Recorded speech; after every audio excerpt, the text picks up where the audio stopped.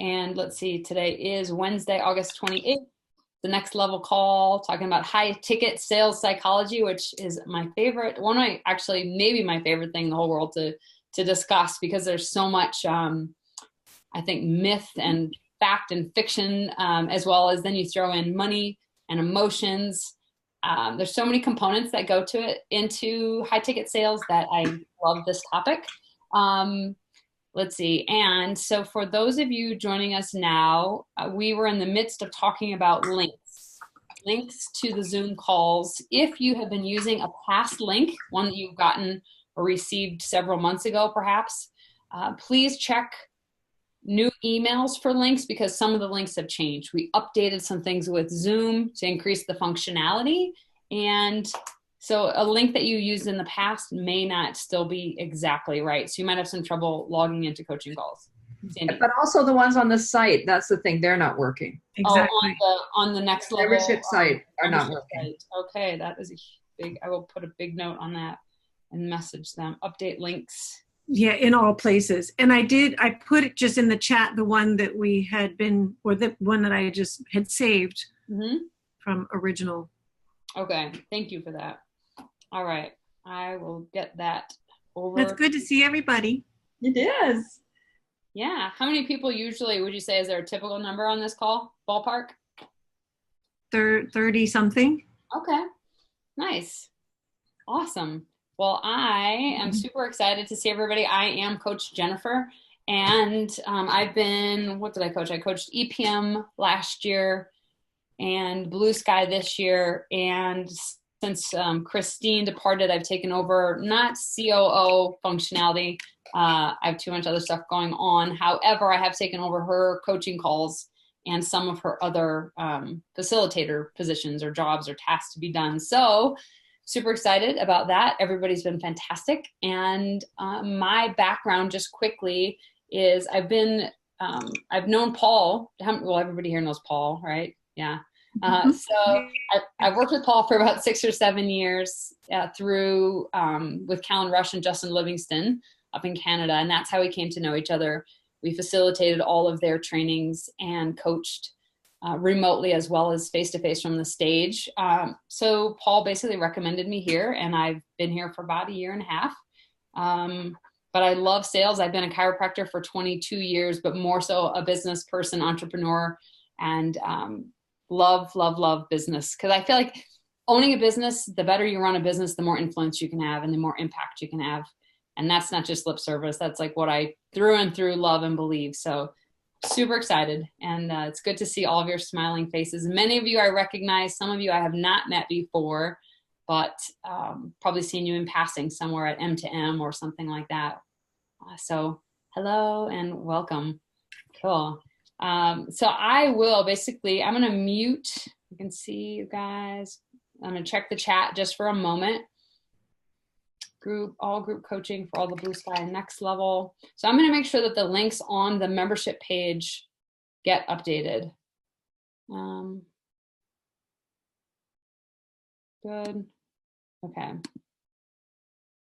Yeah, Christine actually is doing work. She is, they made a formal announcement. Maybe they'll make another formal announcement. Christine is gone to do some work with Jeff Walker, which I think will be fun if you guys know Jeff Walker. And she's good and seemed happy. And we had a call. It's been a couple of months ago now. But yeah, so basically I've taken over some, and I'm not sure if she has any responsibilities yet still with Live Your Message, but yeah, she had an opportunity to go work with Jeff Walker and his team. So she took that opportunity.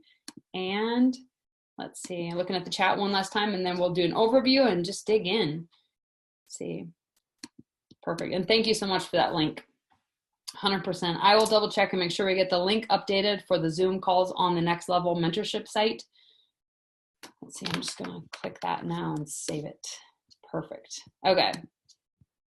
Good deal. So my goal with this call is to go through and answer questions, like talk about high ticket sales, figure out where, like who here is doing high ticket sales. What does that actually mean to everybody?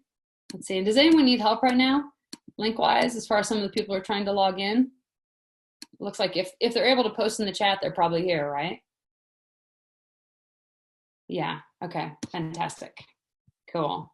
So today, high ticket sales, like if as we go through it, I've got just the most basic PowerPoint to kind of give an outline and a structure to what we're going to go over. And if you have a question, post it in the chat, type the word question in front of it in all caps, just so I see it. If I missed your question, I pre-apologize. Sometimes the chat, as you know, gets kind of cranking. So if that happens, feel free to raise your hand, or you can always ask the question too. You can unmute yourself and ask the question. I do not mind at all. But if you do post something in the chat and I don't see it, just know it's, or I don't address it, it's because I must have missed it as it was like cruising along on the side panel. Awesome. Cool. And so that, with that being said, I will give you just a brief overview, like high ticket sales, and then I have a couple questions for you. So, and Isabel actually asked a great question, like, what do you consider high ticket? So as we get into high ticket sales, putting a parameter around that, it really depends on you and what high ticket is for you. I mean, honestly, some people feel uncomfortable asking for, you know, 197. Some people feel uncomfortable asking for 1997 or, you know, 19,997. I guess another 9. So high ticket depends on what you consider high ticket. I will say usually in the industry, it is something that's over 2K. So your industry could be totally different, but like 1997, 2K is usually kind of a point where people say, okay, that's a high ticket sale versus not high ticket sale. So as we go through, let me see, maybe I'll do a quick, I'm going to share my screen and do just the super quick PowerPoint, or it's a keynote, so you can see it. So you'll be able to see my screen for a minute. Let's see, I'm going to open Zoom and go to my keynote. Perfect. So many buttons. All right.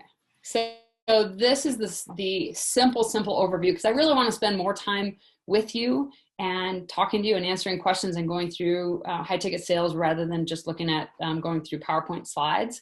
So high ticket sales psychology.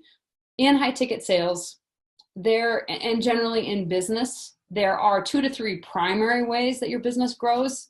We're going to talk about the third one primarily, but they always talk about improving your offers and conversions, which part of high ticket sales is that. I call it the setup, but we'll talk about that in just a few minutes. Second point, increased traffic. Of course, you get more people in, you have more people to sell things to. And then my favorite one, though, is literally raising your prices or raising your rates or your ask at the end. And my experience has been, and I'm excited to explore this with all of you, is that it really isn't that different to ask someone to give you $500 than it is to ask them to give you $5,000. So I'm going to be really curious to hear what comes up for people around that, raising your prices. I also want to talk about discovering your sales style. Now, how many of you with Coach Paul have you done the sales dog? Is that a normal part of what he does, where we go through sales dog? Let's see. We're not all with Coach Paul, so just so you know. Yes, thank you for that. Does he present sales dogs from the stage? I don't know what it is. I'm in his group, but I don't know what that is. Okay, fantastic. I did an assessment online, but don't remember how I did that. Okay. Yeah. Okay, let me escape this for just 1 minute, and I'm going to show you one more thing. So as we go through, let me come back to you. Perfect. Yeah, it looks like nobody's heard of sales dogs. Awesome. Okay, so I'm going to teach you a concept called sales dogs, and we'll go through that right actually at the beginning of this training. So cool. And Dee did sales dogs, next level videos. That's awesome. So basically sales dogs is where we talk about like your sales style. Has anybody else done sales dogs at all? Okay, we did this in Blue Sky or just this last retreat. So sales dogs actually is kind of, all right, I'll show you a graphic and you can see it. So sales dog helps you to embrace your current style of sales. I'm going to show you a diagram. It'll make a lot more sense. Let me get this thing out of the way. Give me 1 second. Let's get that over. All right. So sales dogs, when you're looking at high ticket sales, a lot of people think they have to be really aggressive to be a good salesperson. And sales dogs, let's scoot this over for a second. It's like your dog equivalent. So there's the Basset Hound, the Poodle, the Chihuahua, the Pit Bull, and the Golden Retriever. And as hang in there with me, like as goofy as this may seem, there are people who are like golden retrievers in sales, but feel like they have to be a pit bull in order to make a high ticket sale. And I'm not going to go through all as far as reading everything to you, but the very basics are the sales dog styles. Most people fall into one of these 5 categories. So golden retriever, friendly, you all that salesperson that's like, just wants you to like them. Hi, great. It's, they're like really building strong relationships. You might like them a lot, but they're definitely not a pit bull. They usually get more referrals. Pit bull, aggressive, fearless, bold, kind of the traditional like salesperson. And it talks about like high volume of sales transactions, doesn't feel like they're being pushy, even though other people might be like, oh my gosh, like this man or this woman won't stop calling me. They won't let the client leave unless they make a sale. Chihuahua style. I don't know if anybody here has dogs or has a Chihuahua. I do not. I have a boxer. His name's Tyson. But basically, they're on it. Like, always ahead of the game, values accuracy. They plan ahead of time. So that's a Chihuahua, like sales style. Basset Hound. Yeah, that's cute. So Basset Hound is, rapport building, wants you to be happy, humble. People just generally want to like cuddle them and say, okay, you're really nice. I will totally buy from you. And that's a sales dog style.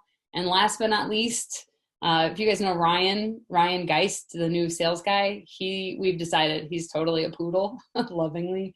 And poodle is like sell first-class items. They can impress clients. They have expensive taste, perhaps, luxury clients.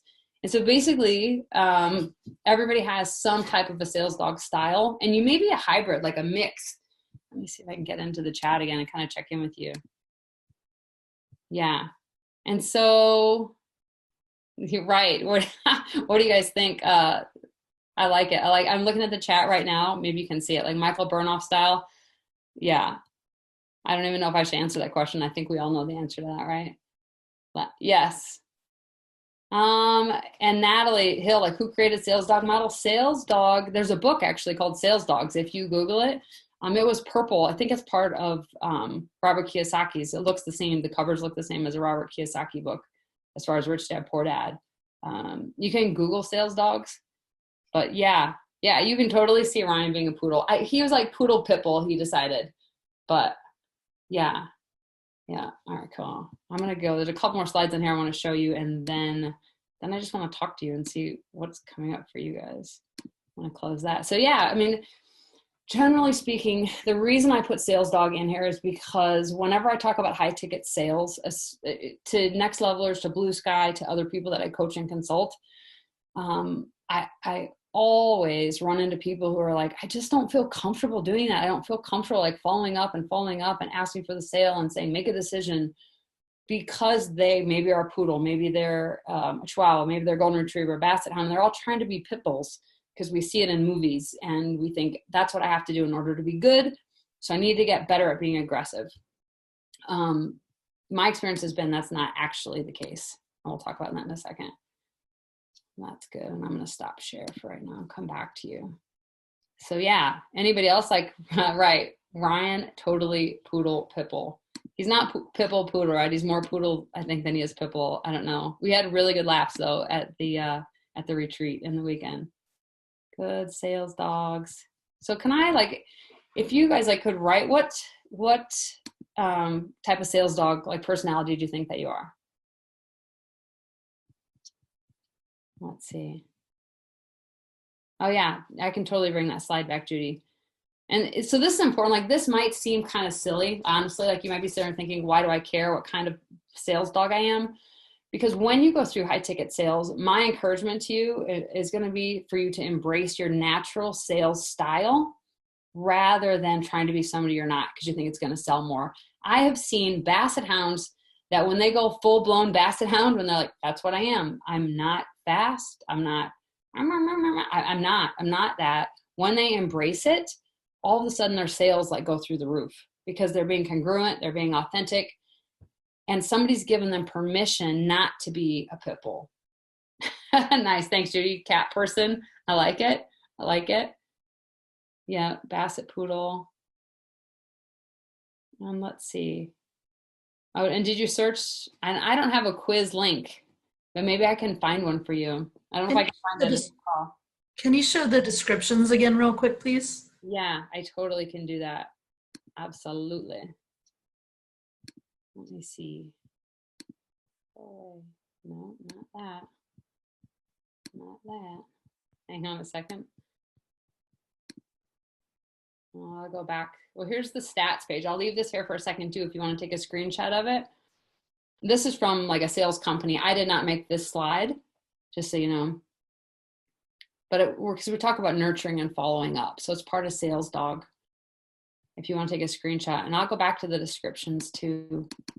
When I go, I'll go one at a time, just a little bit slower. If you want to take screenshots, feel free.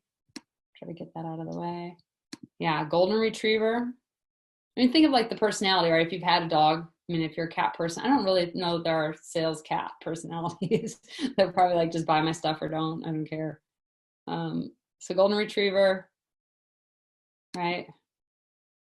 Pit bull. And pit bull almost just goes without saying, right? We kind of get that right away. Aggressive, fearless, bold, strong. Like, how are you going to feel when we get you in that new car today, right? Would you like a red car or a blue car? Let's see. Chihuahua. Technical wizard, extremely bright, passionate, excited, knows the product, plans ahead, can pull up detailed presentations, accurate. And after you know these, it's going to be, for me at least, and a lot of my clients, it becomes so easy to see somebody's sales dog style. And also, I don't look at dogs the same way exactly anymore from a sales standpoint.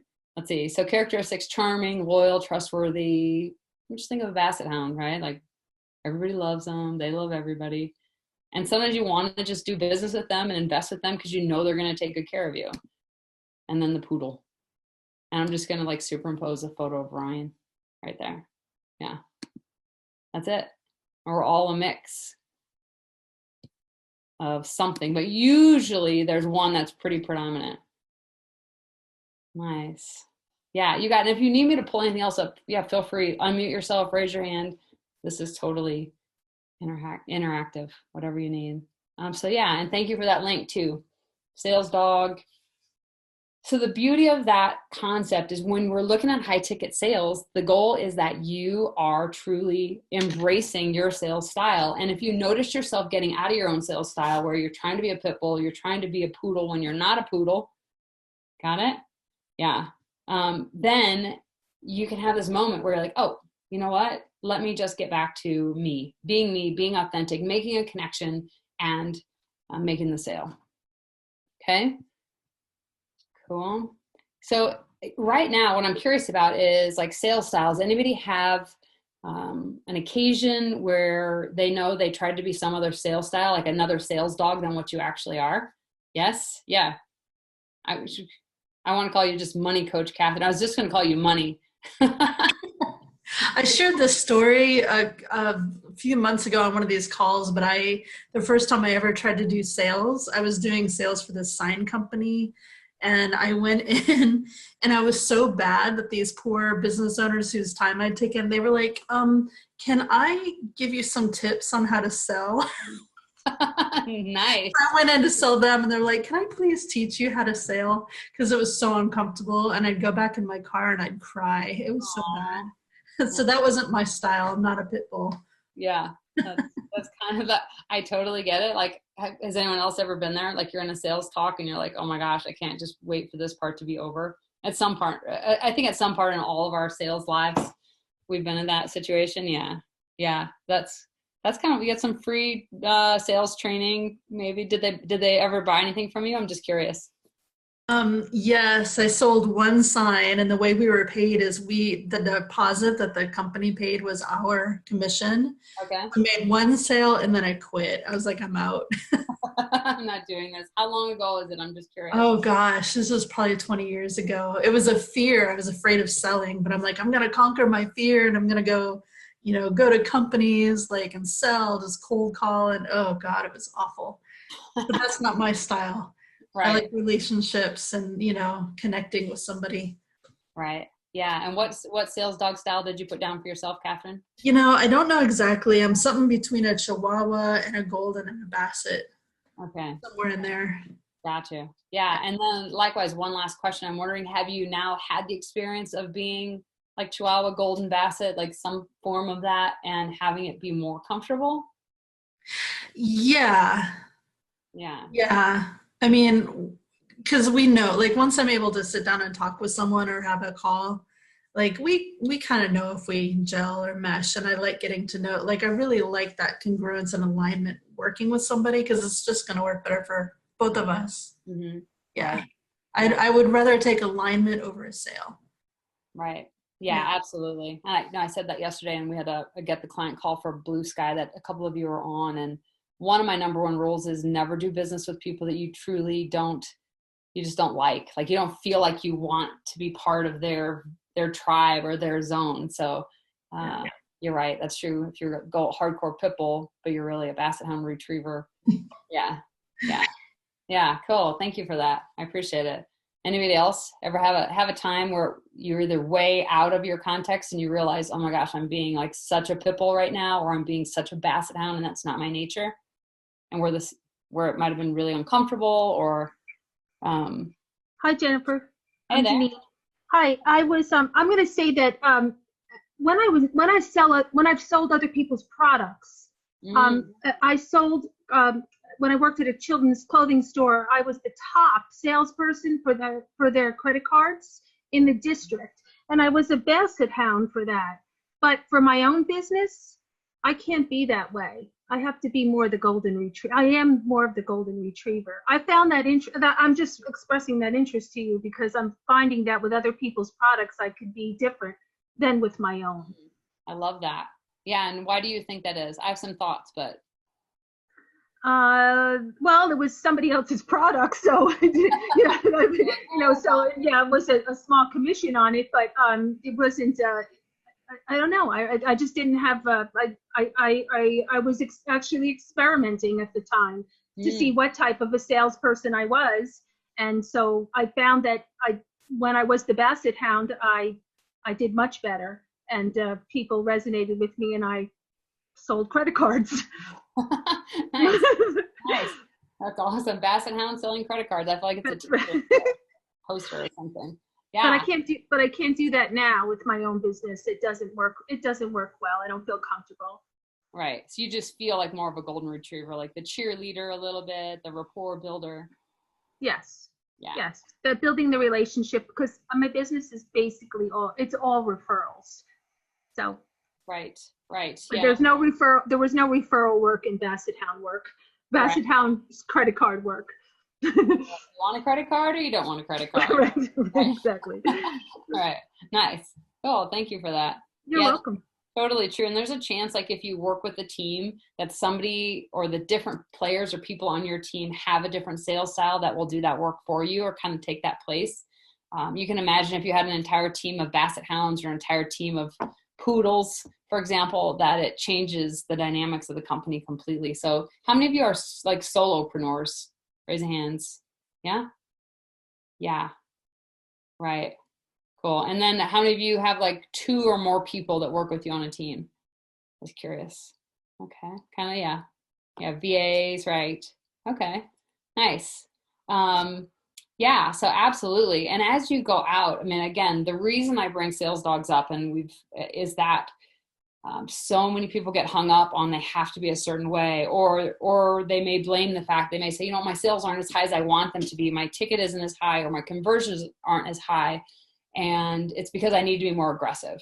I need to be more out there. And my experience has been that if you truly are, let's take a Golden Retriever as an example, if you truly are by nature a cheerleader and a warm relationship builder, but you're telling yourself, I need to get in and like crank out these emails and pump this out and do all this cold calling, my experience has been it might happen. You might be able to do it for a period of time, but eventually it falls by the wayside because the natural flow or energy of things will stop you.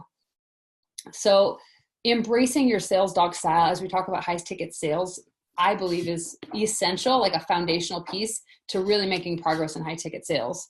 My next question for all of you is, from a high ticket sales standpoint, say 2K or above, how many of you right now are not just have a product or a program that's what you're asking, but how many of you are collecting 2K or more for your program right now? Right? Okay. So you've got 5, 6. I mean, some of you I can't see on screen. Yes, good. Pam says yes. Do you consider? Sorry for interrupting, but do you consider that if you have intensives, or it's not really a program, but it's because if I have somebody come work with me for 3 days, then it's $3,000. Mm-hmm. Is that what you're talking about? Yes, I would say that, yes, as well. If there's a moment in time or an occasion where you say to someone, the investment is 3K, basically, right? Perfect. Great question. Yeah, good. I'm just reading a few of these, right? Ken's got a 15K, a 50, and a 70. Awesome. Yeah, Rosanna, 1997, totally counts. Good. 10K. I love it. So Judy, I just want to read yours if that's okay really fast. Your program, where did it go? Stay here. The chat's scrolling. Program's 15K, business to business, raise it from 10. The only person who objected is your service delivery partner. Right. Right. Isn't that interesting? Right? Where are you, Judy, on the screen? There's lots of people on here. So interesting, right? So what happened with that? Can you just give us a little bit more? And then I want to talk about the psychology a little bit deeper. Yeah, sure. Can you hear me? Yes, we can. Okay. It was interesting. She delivers 3 2.5-hour segments 3 weeks in a row, and I do another 5 1-hour pieces with the client on implementation, or at least I'm tweaking that some. She's been undercharging for her stuff all along, so she's actually raising the price for her program, which had been 5. This year is 7. She's raising her rack rate to 10,000 next year, and raising her price to me to 3,500 next year. And she's still being way effing underpaid anyway. So if nothing else, I guess that kicked her in the tail a little bit. The downside is I spent so much time creating small group programs that I'm now, I've got everything on the line to roll out a marketing push on this program that I've sold I've delivered one-on-one, but I'm selling it one endless conversation at a time. So I'm now launching a marketing campaign to try and sell more of these things. And so that's, anyway, more than you wanted to know. So. Oh, that's fantastic. I love it. I totally love it, because in that concept of it, and I think in the email that was sent out by the company, we talk about selling something for 500 or 1,000. Generally speaking, it's asking for a different number, right? To ask for 5,000 or 50 or 10 or 15. Yeah, I had to suck it up a little bit, and anybody who said they thought the program was a good value, they said yes, that's a fair price. Mm-hmm. My problem is needing another pool to fish in, so that I'm talking to people who aren't breathing on fumes. That's all. I talk to people anyway. So. Yeah, totally get it. No, and thank you for sharing that. I think that helps everybody too, right? Sometimes we fish in ponds that just have tiny little fish in them, one-on-one, one at a time. And for those of you, since you're in next level, I'm imagining you all know that phase of business development where you're so hard core focused on business development, like program development, design, what do I say, that part can last for months, years, decades, a lifetime potentially before you actually somehow get kicked over that hurdle into selling something, like actually consistently asking people to give you money. But I feel like there's that next hurdle too. The next hurdle beyond that, or the next phase beyond that, is where you're now not fishing in those tiny ponds with those tiny fish. Maybe it's a small pond, a bunch of big fish in there, but you're not asking for small amounts. You create a higher ticket item. And so in the chat too, I noticed that and Alicia, I love that. Thank you for sharing that, like a 197 online program. Yeah. And so Alicia, I'm curious, and for anyone else, and if Alicia, if you want to share something as well, I would love to invite you to do that, or anyone else who has a program that's under 2K that feels like you struggled to sell it or to get people to, to say yes and enroll. Hi, Jennifer. I struggled to even sell the 197. I mean, it's a program for children and for, parents and children. And even at the 197, parents feel that it's too much, Mm-hmm. And what's in it for them? What's the deliverable or the outcome for them in that 197? It's an 8-week program where families do truly change their lifestyle. And it's been, I mean, I don't have a lot of testimonials. I have 4 families that finished the program and they felt they wanted more. They wanted a second tier. And I didn't have enough people to even, make a second tier. But Right. yeah, the people that embrace it and do it definitely get amazing benefits. Yeah. Okay. And do you have like an XYZ statement for that? Like Yeah. do you know it offhand? I have to go move on Yeah, and find it. I was Sorry, just I'm not in my office at this moment, but no. yeah, I do have the XYZ, which in Canada we call it XYZ. So I always have to think where I am. Okay, so my XYZ is I help parents understand the nutritional costs of their kids' behavioral challenges so that they can shift the way they eat, can get their kids back, rebuild their relationship, and give them the best of success in life possible. Okay. I work with this XYZ with Marisa. Okay. Fantastic. Okay. Yeah. And I ask because sometimes there's a thing that I call the setup in a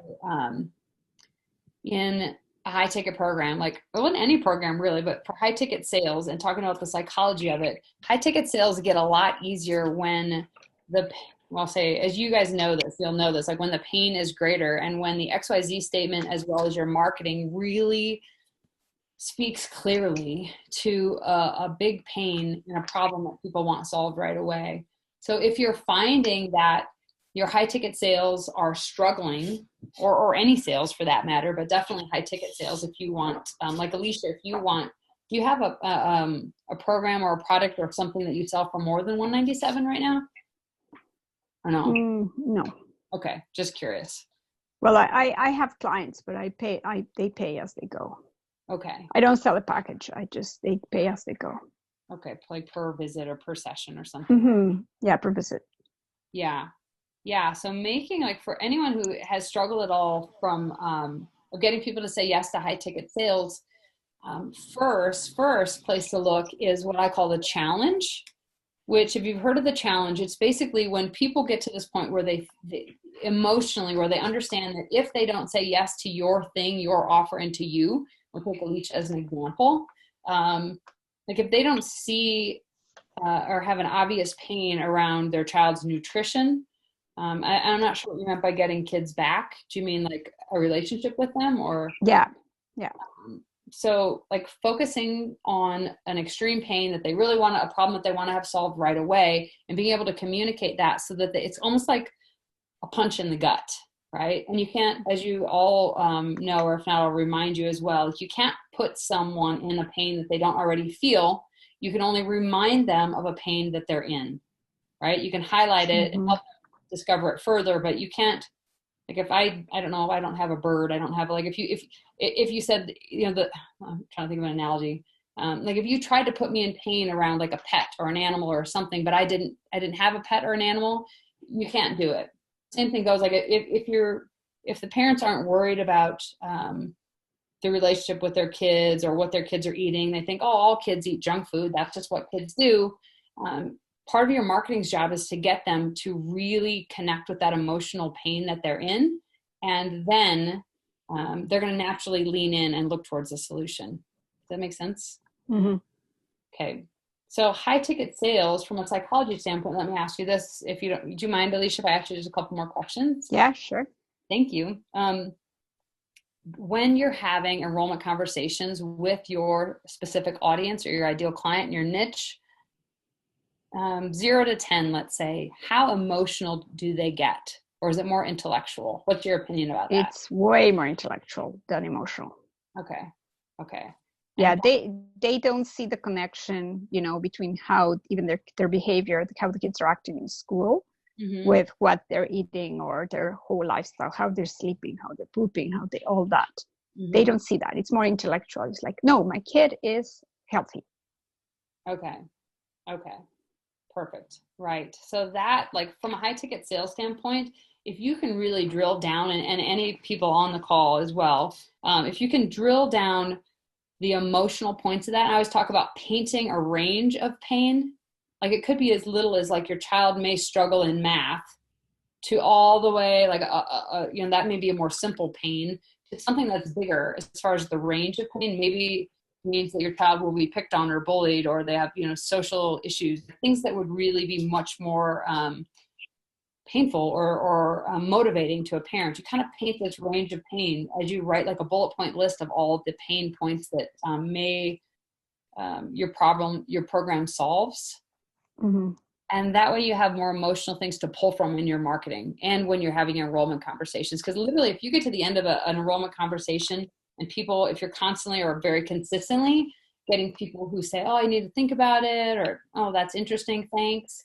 But it's not this like, oh my gosh, what? I need that.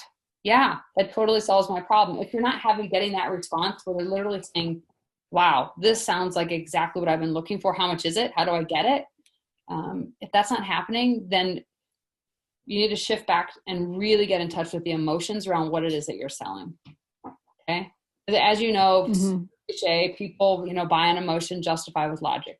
And it's a cliche, but it's a cliche for a reason, for sure. So the more clearly you can convey that, and as you go through, as all of us move into high ticket sales, and increasing our conversions, if you ever find yourself in that situation where they're thinking and not feeling, you got to back up. You have to back up and go back into their pain in order to get to a high ticket sale. And I'm going to read, let's see what Judy wrote. Let me go back to the chat just for a minute. And there are a couple comments in there for you too, Alicia, for you to have a look. Thank you. Yeah. Thank you. I appreciate it. Thank you. Right. So people say, Judy, I like the program. I see how it would be helpful. Do you have anything in writing? You send them a PDF, get them to follow up, get them on a call.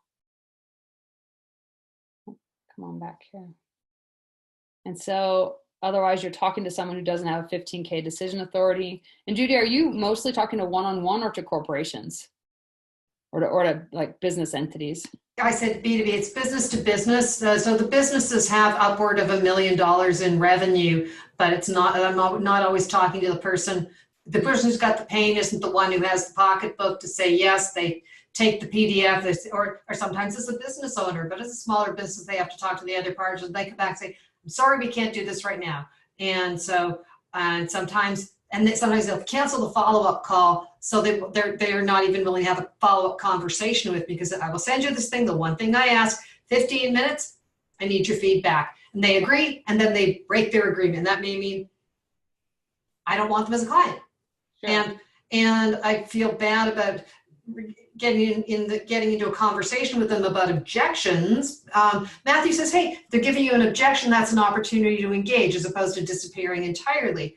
But when I say, address this one, address this one, address this one, they don't even want to have that argument. They don't even want to have the conversation. I keep thinking, if I'm addressing an objection, then I'm not listening to them, as opposed to, I'm solving this problem for you. Now, could we move forward? And so, and it may simply be that, I'm just fishing in the wrong pond. So I've been having a year of interesting practice having sales conversations with the wrong people. I don't know. Right. I love that. But they disappear. Okay. Yeah. I'm thinking, I do all the things I'm supposed to do. What am I doing wrong? Right. Okay. Well, thank you for that. So I love that you wrote that you're still like getting over the idea that addressing an objection is arguing with them and not respecting them. And we've done a lot of objection training in Live Your Message in general. And the idea that, objection training is hopefully continuing to move them through that client pipeline.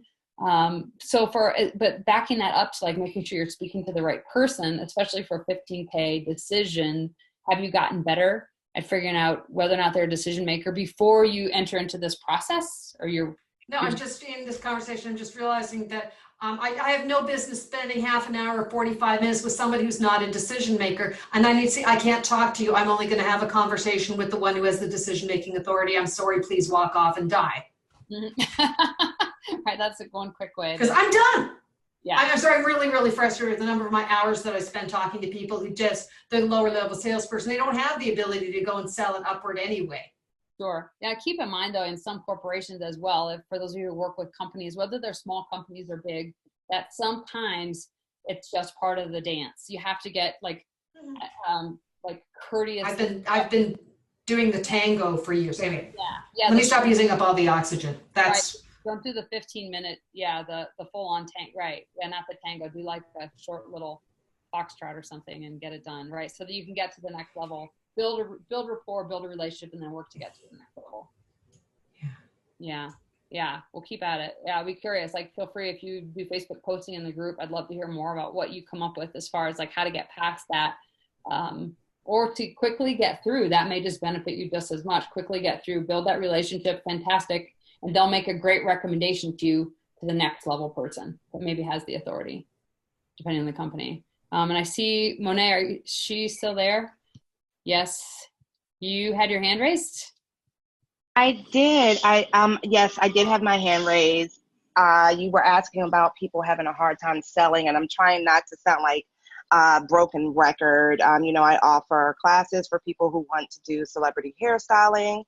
I have offered classes for anywhere from $97 to $297, but the prices were like $697, $797. They just refused to buy it, and I ended up having to reduce the price. And when we get finished with the classes of like maybe 10 people, so I made no money by the time all is said is done, they're like, oh my God, I cannot believe you gave all of this for free.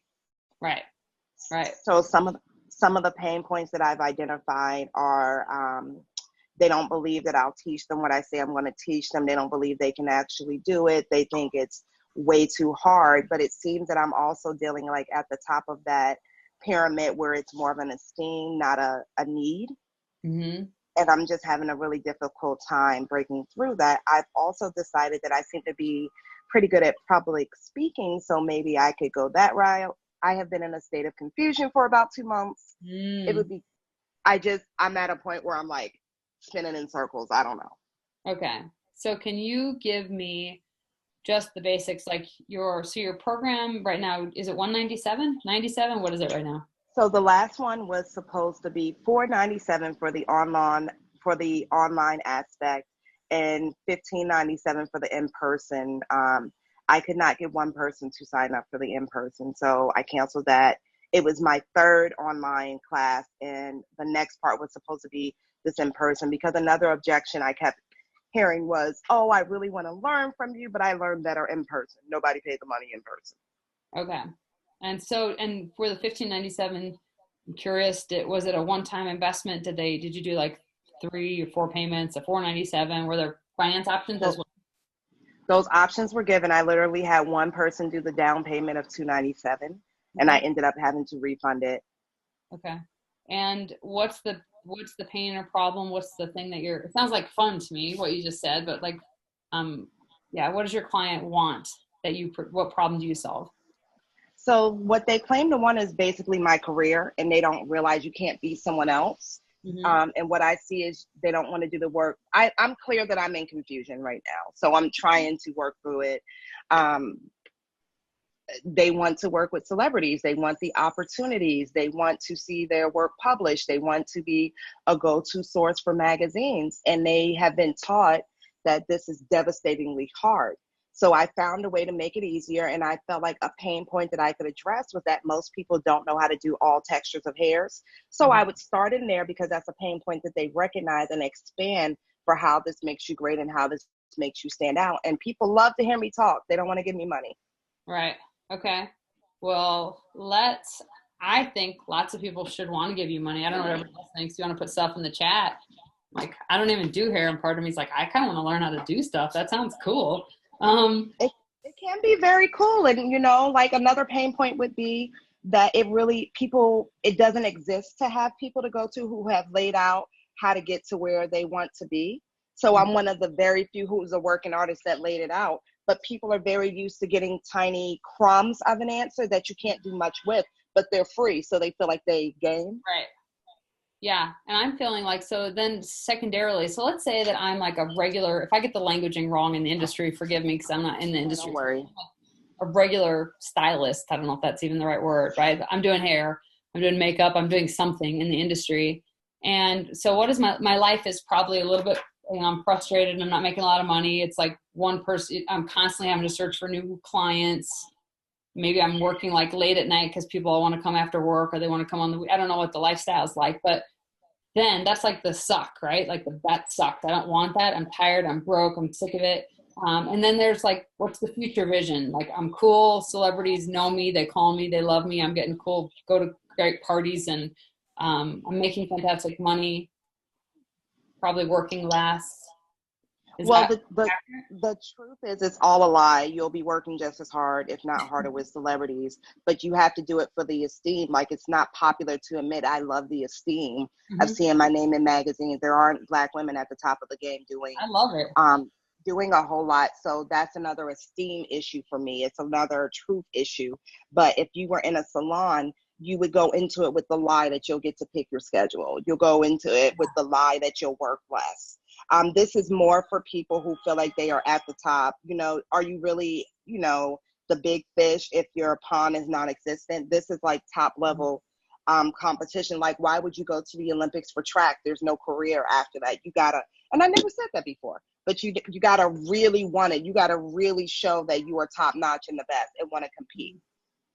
You could get endorsements and stuff like that. Wow, this is the first time I'm thinking that through. So yeah, you could get endorsements as a track star, but it's not a paying gig. Yeah.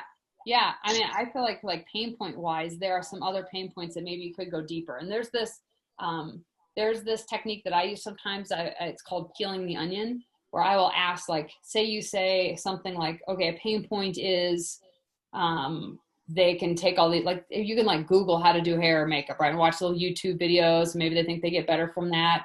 But the pain point might be like, yeah, like I keep taking these little courses or Googling things and watching YouTube videos, but it doesn't really get me anywhere. So the way that I peel the onion with that is I would ask myself at least 3 times, if not more. I've heard it up to 9, which it gets kind of crazy at that point, where you ask the question over and over again. Okay, so what's the consequence of that? If they just keep watching YouTube videos and learning how to, do something a little bit different, maybe they watch a textured hair video on how to like style it. So let's say they just do that. What's the consequence of that? Well, they're wasting time. Okay, what's the consequence of that? Well, maybe now, they're, I don't know, 30, 40, 50 years old, and they still haven't reached their dream, and they still have a day job, and they're still working 60 hours a week. What's the consequence of that? And that's the peeling the onion. You just keep asking that question, or what's the significance? And it helps you to kind of paint that range of pain and dig deeper, so that it's not just well, yeah, I just want to get it for free and Google something. Okay, go for it. But why then would they invest with you? And I've got all sorts of answers for that, but you need to be able to answer that. Like, hey, you can even use that as a selling point of like, hey, are you sick and tired of like you spent the last 5 years of your life just watching YouTube videos, but how is like a celebrity? I don't know, like who's cool these days? I have no idea. I'm totally out of the loop. I'm gonna go. We'll just say celebrity A. Yeah, like but celebrity A still hasn't called you. Like, there's so many ways that you can make your marketing painful and sexy. That when you look back, I love what Natalie wrote as well, like a course on how to get hired by the stars. You do a little thing, and under that, it's really just your marketing and your headline. If it's intriguing enough, then they're going to show up and they're going to get educated and listen to what it is that you have to sell. And that goes for everybody. Whatever your headline is or your introductory front end marketing, it doesn't have to do all the work. So even like for Alicia with the food, your front end marketing doesn't have to break down like everything you're going to teach them. All it has to do is get them to say, oh, you're interesting. Tell me more about that. Right? And Chris, I appreciate it too. Pain isn't always pain. It could be viewed as motivation. People can like move away from pain or move towards pleasure. So the idea of like how to get hired by the stars, I don't know. I think people may respond really well to that. But just like you're good at what you do. I've seen you work. I was sitting in the breakfast room when you were working on Marisa. Yeah. I was like, and actually this last event when I was speaking for 2 days from the stage, there was a part of me was like, I hope she's going to be there. So there. And you weren't, but I tried my best. Well, that's one hard part, showing up with your clients and they don't hire you that time. Right. That's a whole lesson in how to deal with that. If you work in a salon and you run into Betty at the grocery store, you might step to Betty and be like, hey, what happened? But you're not going to do that with a high level client. Yeah. And right. There's some growth in that. So that being said, like if you get like a sexy headline or front end title, I 100%, and it seems like everybody agrees in the chat as well. There's no reason that you can't have a program that's, that is like the 1597. I also, one last thing on pricing too, is like 1597, 1497 is let me say it this way. The difference mentally between 1597 and 1997 is shown to be like zero difference in the human brain. So if you want to do 1497, that's one thing. If you're going to go above that 1500 mark, I would encourage you to just go to 1997 because you're literally taking $400 out of your own pocket. All research shows that. That's just a small side note. Yeah, I tried that this last time. Yeah, it yeah, didn't quite work out. But who's your coach? Paul. Well, Paul. Okay, so if you wouldn't mind, Paul is so good at this. Bring that stuff up with Paul that you need like a holy cow kind of a like I need a headline that's sexy, and you either already have one and it hasn't come out like as sexy as it is, or he can help you with that because he's a master at that. You should be able to sell a $5,000 program. I'd love to see you sell a $5K program. Me too. And the next question would be, you guys have been so encouraging for public speaking that I'm willing to try it. I just have no idea where to start at. So that'll be, I guess, my next line of question. Bring that up with Paul or post on the Facebook group because there are tons of places you can speak. Is that behind you? That is behind me, and I even have on my earphones, and it makes no sense. Sorry. No, side check. Yeah, I'll mute that for you. Check with Paul. Totally good. Thank you for that. I appreciate it. Monet, you should grab the chat. There's a lot of good suggestions in there. So, because I think you're on your phone, right? I am on my phone, but I noticed that, and I was going to say to you guys, thank you for the chat, and I'm about to go through it right now. Thank you. Yeah, no worries. Yeah, and thank you for that too, Tiffany. And as you go through too, when you're looking at your pricing, if it helps you to be more comfortable asking for more money, keep in mind, like Monet, for example, I'm imagining like if I'm going to do the hair of a celebrity versus hair for, I don't know, just somebody else off the street, like whatever salon your people are working in, how much more money I can make. So look, you only need 5 clients to pay for this or 10 clients. Let me see. And I'm going back to Michelle's question. Michelle, I'm looking for it. Michelle, do you want to unmute yourself and ask it? I'm not seeing it, but lots going on. I was just bringing up the fact that I'm finding I have not necessarily money issues, but business beliefs, not money beliefs, but business beliefs that have to change around high ticket items. My offerings are 5 to 25,000, and I have 2 groups. They're both 5,000, and Marissa was saying one should be 5,000, one should be 10,000. Same 6-month offering, one to few. And Don pointed out to me, because my belief was I have to figure out what to offer more in the 10,000. He said, wrong belief. He said, you don't have to offer anything more. Mm-hmm. And I realized that was so enlightening for me. I realized, whoa, that's such a basic belief that I believe many people would think. If I have 2 6-month groups, I have to offer more if it's double the price. And I was just curious what your thoughts were on that. Thank you. Well, I'm actually really curious to ask you what your experience has been with your clients. I completely agree with Don. For my opinion's sake, like I completely agree with Don that human behavior changes depending on how much time, money, or energy they invest in something. So I'm curious to hear from you, like, so you did that, right? You have a 5K and a 10K now, or you don't yet? No, I don't. Those have been, the groups are kind of like an entry level. That's 5,000. Okay. And then I have my higher level one-to-ones. But it pointed out to me that I probably have other business beliefs that sound like they make sense, but they actually aren't well founded. And that's why, so it's helpful for me. Excuse me. It's helpful for me to hear you confirm that. So that's what was your opinion on that. Oh, thank you for that. Yeah, absolutely. That is a really common, just a really common perception, this thought that like, okay, they're paying X amount of dollars for X amount of stuff. If I'm going to charge them more for that stuff, then I have to give them more. And you may be amazed at how easy it is to say the investment's 10K. Yeah. instead of the investment's 5K. And that's like just Yeah. the end of it. Or one program is 5K, one is 10. They go from this to that, but the offerings, the elements of the program are the same. My thought is like everybody's going to put two to two together and say that doesn't work. But I'm seeing that that's just a belief. And it makes me start looking to see what other beliefs do I have that need some dismantling, you know? Sure. Yeah. In that, like if you had a 5K and a 10K group, you may discover, I would bet that you would discover that the people who invest at 10K, if that's how it works, where the people who invest 10K for the same thing, most likely they'll get better results. I've seen in almost every situation. They invest more and all of a sudden they show up, they do the work, they're more engaged, they're more interested, and they get better results. I had one of my mentors used to charge 20K for a year for their one-on-one mentoring program. And some of you might have heard me tell this story before. And we were all sitting together as a team and they say, I just don't feel that excited about 20K, like sitting with somebody for a year and working deeply through their business. I mean, I feel it's a good trade, but I don't feel like it's really a fair value because I'm working so hard.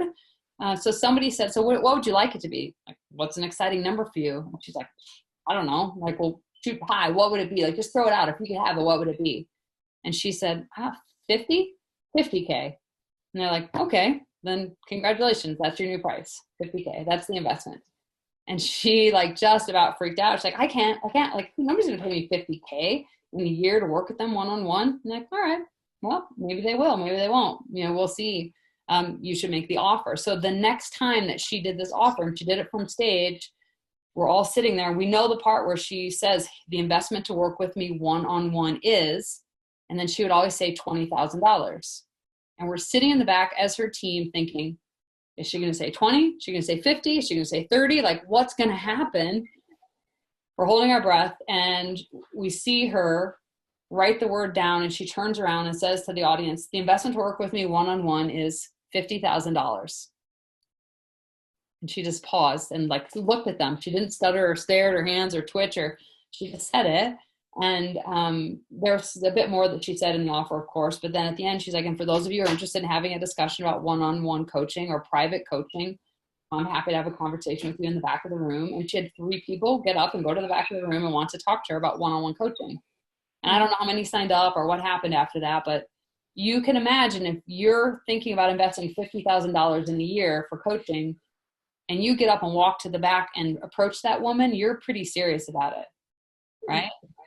No, I'm at that place now and I can really see how my own beliefs are the issue that needs the most attention. Not the program, not my skills, not the marketing, not anything. It's really my own, can I conceive of that happening? And I think that's kind of a money belief on my part, but which is different than the business beliefs, like the first example I gave. But thank you for answering my question on that, just so I can have another perspective, because that helps me say, oh, this isn't just Don Crowder saying this. This is other people can see the same thing. So I appreciate it. Thank you. 100%. Yeah, and I think it's put my name in here too. There you go. Easy for everybody. Yeah, absolutely. And that question of like when something comes up, and you like when you hear yourself say something like this is how it is, like no one would XYZ or I have to XYZ. If you can have that question like, or maybe not, right? And just see and play with it. But you're right, like revamping and looking at your personal, like deep-seated money beliefs, business beliefs are super important. And kudos to you for like having a look at it and being open to it, because that's where change can happen. Let's see, I'm reading a couple more things in the chat. A wise coach just said he never starts with his accolades first. That was, yeah, Michelle. I'm just reading. You guys are awesome, chat-wise. And thanks for like all that love and support for each other in there as well. Yep. Yeah, Natalie said, yeah, she was just in a room where a coach offered 50K year-round, like long group coaching program. That was a group coaching program. 25 people signed up. Yeah. And I would totally love to talk about money beliefs, because that's probably one of the biggest things that comes up for people in high ticket sales. Yeah. Yeah. So money beliefs, like, so you're in next level. So I will share with you that before I came on this call, and I've been coaching Blue Sky this last year, and they have different, when someone isn't consistently making 2K or 2,500 in their business a month and they're really trying to get it off the ground, there's different challenges or things that come up. And I was curious before this call, what money mindset stuff goes on in the next level. And I'm imagining that it's similar, but maybe a little bit different. So money mindset, any particular money mindset challenges you have that come up when you think of high ticket or asking someone for 10, 20, 30, 40, 50, 70K in Ken's case?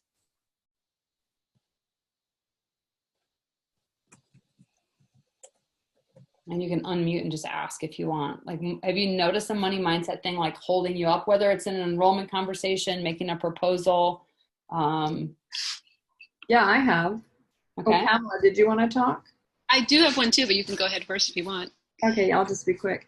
Yeah, it's kind of what Michelle was saying, and that is sort of the idea of still being in almost like $1 per hour, where you're just trying to add more value. So if I charge as much, what more am I going to have to add so that it sort of is still making sense on the scale and people feel like that's there, as opposed to just saying, just by being in this, they'll get the value.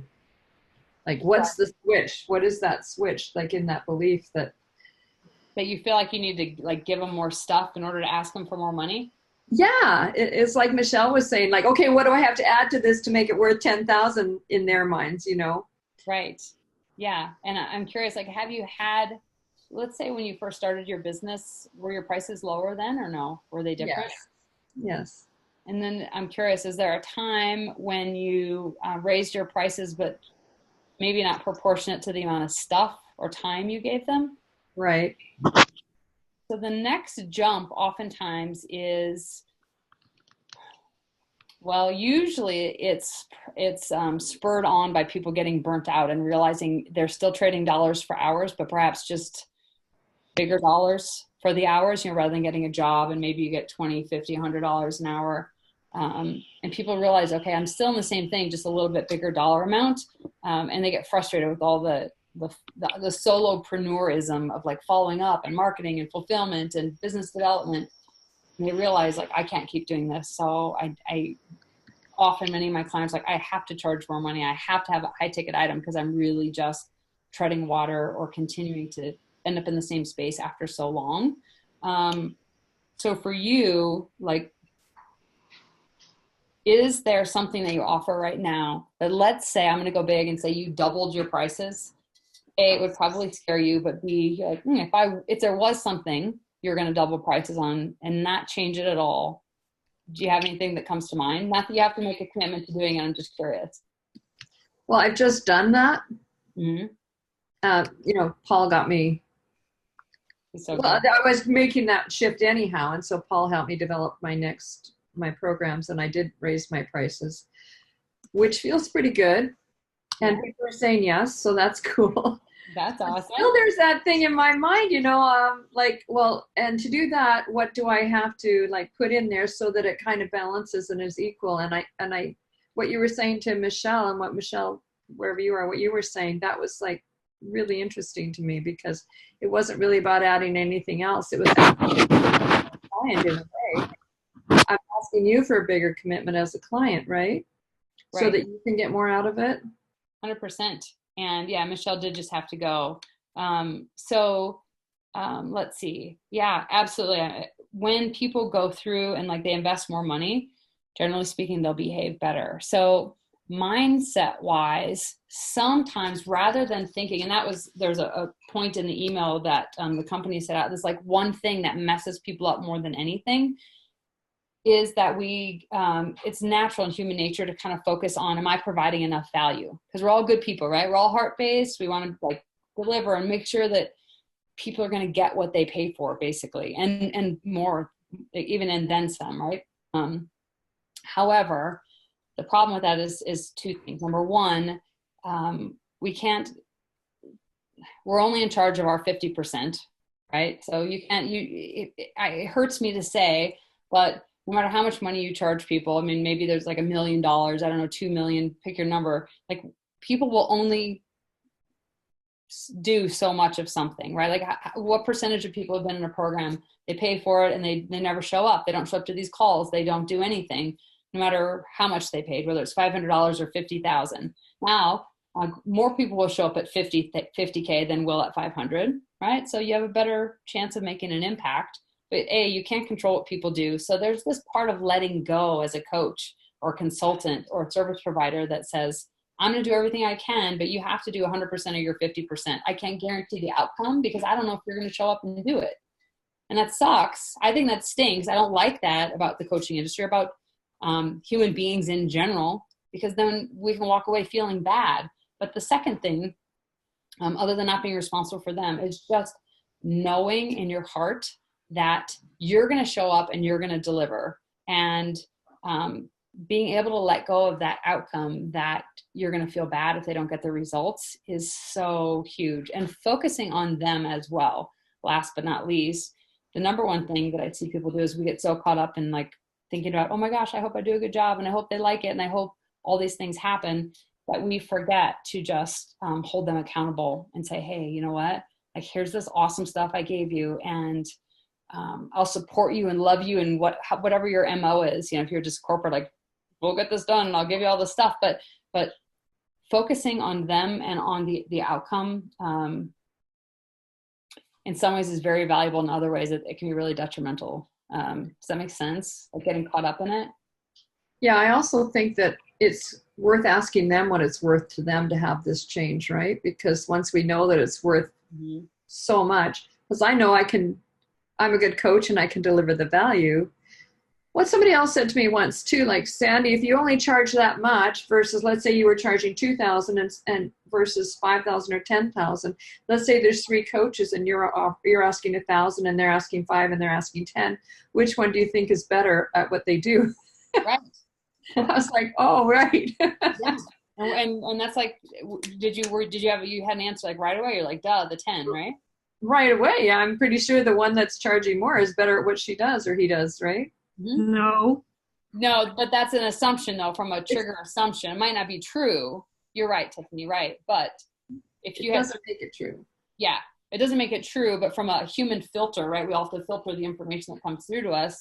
I would ask the question, what makes you think you're worth that? Yeah. I mean, I don't know if I would. I might, like, if I got into intellectual, but if I were just emotional sitting in an audience and it was like, you can get this thing for 1, 3, or 5, or 1, 5, or 10, without going down the whole path. Yeah. Like, what's the deal and how many weeks and what do I get? Without all that, just like your snap reaction, the filter would be like, oh, well, the 10K must be more stuff. It must be more value. It must be faster, get me a better result. And then you'd think about it and there'd be details after that. Totally hear you. So just the mindset of it, of thinking that also there are coaches most likely that teach exactly what all you teach, coaches, consultants, service providers, that maybe 5 or 10 times more than what you are right now in your same industry, right? So I like to look at it as like, how much money would you like in your life? And if you have to see or help 1,000 people get it, or you have to help 10 people get it, could you take those 10 people and just really knock it out of the park for them, and then move on, right? Like there was a chiropractor that I did work for once, and his rates were almost triple of any chiropractor in town. And I was new out of school, and I was like, what in the world? Who does this guy think he is, like, charging that? And then we had a conversation. He's like, look, like, I only have so much in me, right? Energy, time, physicality. So I would rather see 1/3 of the people and give them great care and great service, but and make the same amount of money, as opposed to just that idea that you have to suffer somehow in order to be successful. You know, do you ever have that feeling like it has to be hard, otherwise I'm not working hard enough, right? So thank you for I think that's true, that for all of us, if we aren't charging, there's no way I can make the kind of money I want and do all the infrastructure for my business and the marketing and charge maybe prices that, I just can't charge 100 and something an hour and make the money at the end of the day, Right. And then your clients, honestly, I believe your clients suffer for that. Like all of our clients do. If you don't have the time, the resources, the capacity to help them, or you're there, but you're not really there because you're thinking, I've got like 4 more calls today. Then, or I can't reach them right. Yeah. because I don't have the time to market or whatever, Mm-hmm. Yeah. Right. Yeah. That's good. Yeah. It's an important topic. Yeah. Sure. Yeah. And if it ever stalls, if you raise your prices, which my intuition, my experience says that your sales actually go up when you raise your prices. I've seen it in almost every scenario, and people twist people's minds, but it happens in almost every scenario. Because now your people show up more, they refer more. They want also social proof that they made a good choice. So if I gave you $10,000, I'm going to walk around saying, oh my gosh, I got to have this amazing coach and she's helped me do this and the stuff's so great. And I'm going to brag about it. It's just part of the human brain stem because I just gave you 10K and some part of me wants to feel good about validating that decision. Like it or not, that's how we're wired. So if I gave you like $97, I'm probably never going to tell anybody. I'd be like, yeah, I got some thing somewhere. It's just how it works. Yeah. It's funny because when I think about my prices, I'm like, ooh, that's a trip to wherever, or that's I always equate it to travel. Right. I do sorry to apologize to any vegans. I do like steak dinners in my mind. I'm like, that's like 7 steak dinners. Anyway, yeah, whatever has value to you. I might switch it to travel and steak dinners though. Nice. Yeah, cool. Well, thank you very much, Sandy. Thank you. Miss Pamela, did you have a question or you had a comment or something? I put it in the chat, but I'm just noticing that like I'm very comfortable charging like $24,000 per year to work with someone if I know they have money. Like I just one client I thought of who wrote in her application, I want to keep making $350,000 a year. I just want to get my life back. So I had no problem making that offer, and she said yes.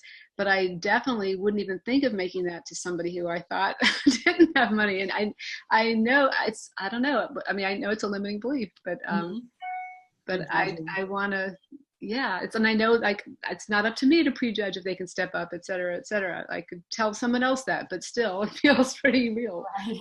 Right. Yeah. I mean, I love that you shared it because I think that's really common too, right? Like, have you ever had somebody show up for a meeting or the Zoom call or live, and maybe they're dressed really well in their hair and their nails and their face and their everything, and then if you take that same person and like stick them in a t-shirt and sweatpants and kind of crazy hair, do you think your offer might be a little bit different, or the energy, or the right? So when you go through it, like belief wise, have you made the same like strong offer to somebody that you thought maybe didn't have the money? No, I have not. Okay, just curious. I would encourage you to try that. I mean, like I know I'm much more comfortable making a $3,000 or $5,000 sale to someone like that, and sometimes I will do less even, because I'm just realizing how much it depends on what I think they can do, which is it's partly because the range of people that I serve, some of them are light workers who really just have no money because they're totally even grounded in reality, not grounded in reality. Sure, I get it. But yeah, no, I'm just sitting with it and noticing this. Yeah, that's cool. And, yeah. I love what Tiffany said. Her billionaire clients, the ones that haggle until they can really see what you can do it. Because I know it's not really how much money they have. I know it's all, I mean, up to within certain limits. But just sitting with this. Yeah, I appreciate it. And that. There's the book, The Millionaire Next Door. If you haven't read it, I mean, this millionaire, drives like the Chevy S10 or something like that, and lives in a $250,000 house. I have wealthy relatives in Malibu who are very similar. Right. Oh, that's good. A good notice, and I'll be curious, like, to hear a post in the Facebook group or bring it to your coaching call to see if you can channel that energy to show up with the same energy and intention. For somebody who's in the the t-shirt sweatpants category. Not that that's you know what I'm saying, where you think they don't have money. Yeah, cool. Oh, look at Natalie, she just upped her private offer, doubled it in this conversation. Yep. Right, it was vicarious, Natalie. Yeah, and I don't know if you guys are writing question in caps before your questions. I apologize if I missed them. Natalie, did you want to ask your question, or did you just decide to change it and now you're good? No, I'd love to ask the question. Yeah, I know there's a lot. This chat is very active today. I love it. So I finished my EPM style HIPS course a couple weeks ago, and I decided to offer like a continuity program, $1,000 a year, because I just don't want to offer these big fat year-long masterminds anymore. I've done it 4 years in a row, and it's too grueling for me. Mm-hmm. And so I just wanted to offer something that would really give them great support, and it would be doable for me, So it's a real win-win. So anyway, it's $97 a month or $9.97 for the year. It's a total slam dunk. Like, everybody should have signed up for it. But I wanted to offer a higher level where I offer private coaching. So it's very interesting because at first I put that at $2,997, like $3,000. And 2 people signed up. And what do they get for that 3K? Okay, what they got, because I've changed it like twice now since then. What they got is, I think they got a monthly 30-minute call with me. And then there was another group call once a month, which was on inner clearing, the inner game. Okay.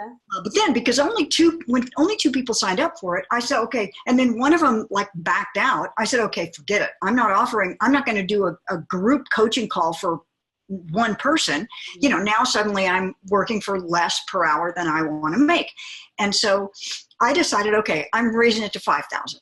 And then, I'm going to do it sort of like they're doing an EPM, where there's going to be a quarterly 60-minute call where we do a 90-day plan and then, the 30-minute calls. But then now I'm thinking, why don't I just do that for 10K and I'll add Voxer access. Mm-hmm. And I'll make rules around the Voxer access, so they don't bug me constantly or leave 5-minute Voxers or all the things that are a pain in the ass. I Voxered you 2 minutes ago and you haven't said anything, Natalie. Right. Right. Yeah. Right. Right. So, because I think fewer people are going to actually sign up for this program. Right. And in the checkout page, I actually put a link to have an acuity call with me, because I think it's unlikely that somebody's going to book a 10K coaching program without talking with me, but they might if they've just finished this intense 10 weeks together, they might. So, but I figure since it's not that likely, why don't I charge 10,000? Who knows? I might get a couple people. Right. I don't know. Right. But, and the people may show up and get better results, honestly. Yeah. But here's what's going on in my head. Because, I've paid $10,000 for programs where I got 3-day retreats and, all kinds of stuff. But I've also paid $15,000 where all I got was, I got all that stuff with the retreats, but all I got was 6 30-minute coaching calls a year with the coach. So, there's such a broad range of what people offer for X amount of money. Yeah. There's an inner battle around, is it enough? 100%. And there's most people in Live Your Message have this the right way. I will say, where you create, where you sell something, right? You kind of say, okay, how much money do I want to make? And then you create your program and your expertise, and we put it together. There are people who don't have this kind of guidance, support, or maybe education that make something and say, okay, I do XYZ. I help people, learn how to, jump rope, right? Something simpler. I help people learn how to jump rope or do double unders, like CrossFitters. We love double unders. I help people learn how to jump a rope. So how much money could I get for that? Right? We think about what would somebody pay? But the way I like to do it is backwards. I like to start with how much money would I like to make? How much money I like to get paid? Yeah. And then fill in the blank of what I'm going to do for that. And it doesn't have to be things that, it just has to be stuff that has high perceived value. It doesn't have to be, and actually deliver a result. Obviously quality hopefully goes almost unspoken, right? We want to provide good content and quality and good support, but it doesn't have to be things that take up all of your time and all of your energy and or even hard goods that cost you a bunch of money.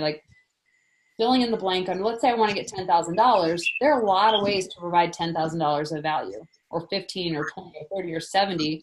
I kind of wish Ken were still on here, because you probably have heard from Ken. I've spoken with him in the past. I think it was an EPM, but in any case, he had posted on the chat initially that he has a 70K program, right? So you're all right, well, you could say, I do this. How can I guess I'd like to get 70K for it, but more so working it backwards and say, yeah, if you want to make, $500,000 a year, work that backwards. You want how many $2,000 clients, how many 1K clients, how many 10K, 50K, right? Pick your number, and anything's possible. That's the biggest thing. Right. Yeah. Does it make like part of me, if I've got 3 offers on this page, like you know how a page you'll say 3 different offers, the price of the 90, it says 97, 997, and then the third one says like 20,000 or something. Is that ridiculous? Or no, it's not ridiculous. It's a little bit deeper discussion, like the psychology of how to stick it on a website. It could be private coaching, and then they have to click on that link to find out more about private coaching. And maybe there's a video on that page that gives them a little bit more. Yeah, this is a sales page for the Freedom Club. This is what I'm talking about. It's a sales page for the Freedom Club. So, the higher level is the Freedom Club, but they also get private coaching with me. So that's why I'm saying, is it ridiculous to have 97, 997, 20,000? Right. I don't know if I have enough information to completely answer that. Okay. It's ridiculous, but for a high ticket offer like that, like if you're going to go from 997 to 10K even, you probably need a little more content. Like get them if they're interested in whatever the 10K thing is called, like find out more. And then on that page, perhaps there's a video or some more information that, or you send them straight to a strategy session, enrollment conversation. Or maybe the link goes to a strategy session instead of to a checkout page. Yeah. Okay. Because honestly, for 10K, if you let anyone into that program who wants to give you 10K, you might end up with people that you're like, I don't really want you as a 10K client. Like you're a giant pain in the butt. Yeah. Yeah. Right. Okay. Yeah. Cool. Yeah. So you might want to screen them and even have like an application process, because honestly, every coach that I know that has a 50 or 30, 32 is the lowest I can think right now, like 32K or higher program, they screen the heck out of people because they're literally, because what people get. Like if I give you $97, I don't feel like I really have the right to complain about much, right? But if I give you $10,000, my complaint comfort just went up, right? Right? Like I gave you $10,000 and it's been 3 minutes and you didn't boxer me and I'm upset. That's not, what I'm saying though, like human nature. Right? Yeah. And like MD said the same thing. And most, like she wouldn't drop 10K without a phone call or some kind of contact. Most people won't. But I would say position it more as like they have to be accepted by you into a 10K program. Right. This is an application only. So click on this link to apply. Yeah. Yeah, and it doesn't have to be long. Whatever questions you feel like you need answered. And there's a lot of application training. You guys probably have that in next level as well, like how to put together an application. But whatever you need. Yeah, it's kind of like I'm not just giving this away. You've got to be the right person. Right. Okay. Thanks. Yeah, you got it. Cool. Good. And there's some posts in there like with the slides and on the sales dog training, Dropbox stuff. Let's see. Anything else? Yeah, you're right, Tiffany. Yeah, there is. There's just more entitlement, right, with high money. If I give you 50K, it doesn't mean though, I shouldn't say that. I'll say yes, and there are people I know that if they have $50,000 to say, I'm just going to invest this in a program, sometimes there are people that realize that their responsibility goes up with 50K, right? Like, I don't know. I've found the habits and qualities of a 50K client are different than the habits and qualities of a $500 or a $5,000 client. So sometimes I'll have a higher ticket, or I've seen higher ticket clients that are just unpleasant, who've been fired by their coaches. Like, look, you don't own me, like, just because you gave me some money, just so you know. But I would say by far the higher ticket clients are just a little bit more like, yeah, I get it. I didn't do my part. Or I did my part and, we just need to figure it out. Like they just have different skill set and different characteristics sometimes. So you should definitely screen them no matter what though, because you don't want to let somebody into your circle, into your energy field that you don't want there. Like, protect that all day long.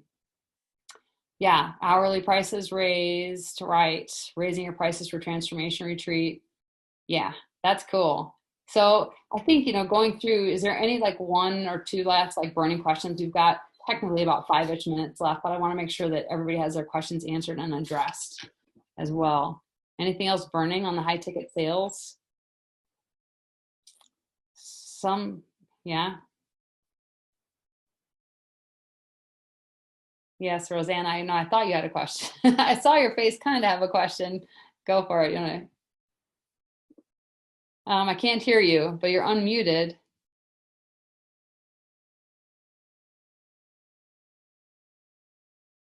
All right, yes, and for those of you who have to go, I appreciate it, and it's been great to see everybody. No, can't hear you, but you're unmuted. Okay, if you want to put in the chat, you do that too if you want. Okay. Yeah, good, and I love it. Isabel said, so far so good. I haven't lost any clients. Right, and if anybody has any stories they want to post in the Facebook group, as far as like if you had people that you were charging $500 and then you somehow went to 2,000, 3,000, 5,000, I think my experience is that it really encourages people, or it's beneficial for everybody if they hear how the quality of client changed or the outcome changed based on the different investments. Let's see. Was Alicia's email was up in there further, and I think somebody was sending her the chat. Oh, perfect. Thank you. Oh, I think we were kind of talking, Jennifer, about in there about, creeping our prices up versus taking these huge leaps. That I think that for myself, it's a little harder, but I'm just curious sometimes if you just dive in the deep end, is it better? I like diving into the deep end better. Creeping feels slow and painful. It's almost like I'm kind of almost going to do something, but I haven't quite done it yet. Can you give us an example of something you did? Sure. Like, for example, so I, historically as a chiropractor by trade, right? I've been mostly a business owner for the last decade, but I've, in chiropractic. So in chiropractic, I used to sell visits for like $50, $70, something like that, right? Which actually was high for my area. And then all of a sudden, I'm like, this is ridiculous. Like, you're coming in only when you feel like you can't stand your back pain anymore, or I'm not fixing it because you see me once a month, but you really should be seeing me a couple times a week because you're a mess. But I'm too afraid to tell you that because I think you won't like me. You won't come back in, and then I'm going to be hungry and out of business. So that was my fear. And I was frustrated. I was frustrated with how unstable my business was, with how tired I was of feeling like every time I met with a client, I had to like reconvince them to come back again. And I finally got to the point where the truth for me became that I wasn't telling them the whole truth. The whole truth is that you can't see me once a month and expect the leg that you've been dragging around with you for the last 5 years to heal. And I'm lying to you if I don't tell you that, even if you don't like me. So once I got to the truth, I said, you know what? Okay, if I were going to tell the whole truth, what would I say? And what I would really say is, you need a care plan. You need a package, a 3-month program, a 6-month program. And then I'm going to talk to you about maintenance after that, because that's, as a doctor, my job is to take good care of you. And that's actually really the truth. So I started doing that, and I went from selling like $50 visits at a time to selling $2,000 to $3,000 to $4,000 packages. And I felt like I was going to throw up so much initially, but I just had to remember, like, tell the truth, like, be the best, be a good coach, be a good doctor, do what I believe to be right, and let the cards fall where they may. And when I could do that for me from my heart, I would still feel nauseous, but I would say it because I had to be honest. And people were like, okay, well, how do I pay for that? And sometimes I'd be like, you can give me a credit card or 2 credit cards if you want. Or we can do 500 down and we can do X amount per month. And I would just say, which one's better for you? And that was it. And they'd say, okay. And they'd pick one. So I didn't do like $50, like, here's $500, I'll do 6 visits, and then I'll do 10, and maybe I'll go to a 12 pack. And I was just like, look, it's like 3 months is a minimum of what you need. So I did it. And then now I sell nutritional weight loss programs, and I have a clinic that the lowest package we have is $2,000. That's for 1 month. And then it's like a extra $600 to $750 per month after that. So if you need to lose 30 pounds, I will just tell you 6, 7, 8, it's going to be like $3,900. And here's what you get. So that's it. And it still scares me a little bit sometimes, because every once in a while, somebody's like, what? Every once in a while, but that's just going to happen, but for the most part, I just tell the truth. Yeah. So how do you handle what? How do you handle that? So I will say, yeah, you're right. It's not the least expensive program on the planet. And I just pause and let that soak in. I just own it. I'm like, yeah, it's not the least expensive, but I can tell you that I am super proud of this program and it works really, really well. And I wouldn't make this recommendation to you if I didn't feel like you're in exactly the right spot. You are the person that we help. And I'm being honest about that. Like if I thought they weren't in the right place, I'd be like, maybe you should just go to and just eat healthier and drink some more water, right? If I really thought that. So yeah, for me, I address it. So objection handling wise, like in the other companies that I've worked with, they would sell programs like when we sold 13 and 18K, right? We sold some that were like 11, 12, 13, and sometimes people are like, Jack, that's expensive, right? And so there are different ways to handle it. Sometimes we would say, okay, well, what would you need to get out of this, to make it worth the investment? And they might say, I need to get 5 clients, or I need to, transform they'd tell you what they need. You're like, okay, well, we help you do that. That's what we do. Second handling objection of that's expensive. Sometimes we would say, well, if money weren't an object, would it be a yes for you? Like, let's just set money aside. If it weren't an object, would it be a yes for you? And if they're like, well, yeah, all right, awesome. Well, let's not let the money get in the way. Let's figure out the money part. We'll figure that part out. I just want to support you in getting the transformation. Third, and my favorite objection to or way to handle, wow, that's expensive, is, yeah, you're right. That's it. It's like really easy. I like that because it's less, and I'm just like owning it as opposed to trying to like fix it and make you feel better. I'm just owning it. Yeah. Yeah, you're right. Yeah, it's not the least expensive program on the planet. I totally get that and I honor that. And that's part of the reason that we have some financing options, because our goal is to get you the results, not to break your pocketbook and stretch you out. But we're going to take great care of you and work our butts off for you and help you get this transformation. You're in the right place, all that kind of stuff. I go into that because that's true for me. Yeah. So if that helps at all, that's how I handle I should have led with that this entire call. I was a tiny bit nervous starting this call, as you probably could tell in my voice, because I know some of you, but I don't know a lot of you. So I appreciate it. Kind of get in my groove a little bit more. I love sales, because the more you sell, the more lives you change. Right? Yeah. So we were going to talk about, I'm looking at my screen here, high ticket sales psychology today. So what were the key elements there? Could you just go over them quickly for us? Yes. When you say key elements, like too high. So number one, focusing, staying out of your own head. That was the number one difference. Like when you're focusing on the results for someone, let me back it up. Oftentimes we get stuck. I see clients get stuck in high ticket sales because they start thinking about themselves, right? The focus is on, I hope I don't sound stupid. I hope they don't think that I'm, a fraud or like trying to take money from them, or what. We start becoming self-centered basically. And so the two biggest things that shift that for me, as well as for most of the clients that I've worked with, is first of all, taking a moment before a high ticket sales conversation. And if you can do it in the middle of the conversation, that's great too. But where you start to just heart to heart feel their pain and problem and focus on that. Be a nurturer, be a caretaker, whatever's true for you. And put the focus back on them. So you're not thinking, do I sound dumb? Did I stutter? Whatever happens for you. Everybody has their own inner dialogue, right? That happens. So focus on them. If you start to feel like you're getting nervous, or you don't want to make the ask, or you don't want to say the number because they might go, what? Right? So focus on them. Like, look, I'm going to help them get this transformation. Without you, they're not going to get the transformation. So that's number one. Second, for me, is always telling the truth. And that's just part of my character. I've been definitely blamed several times, or gotten feedback that maybe I'm too honest, which doesn't make any sense to me. I don't know what that even means. Yeah, figuring out what's true for you, why you even want to do this, other than, yeah, sure, it's nice to make some money, but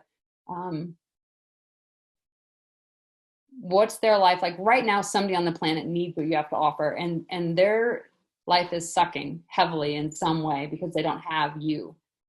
So when you can get in touch with that, it's a powerful place to come from. And third, last but not least, I would say for me, it's knowing who you can help and knowing who you can't, who you don't want to, right?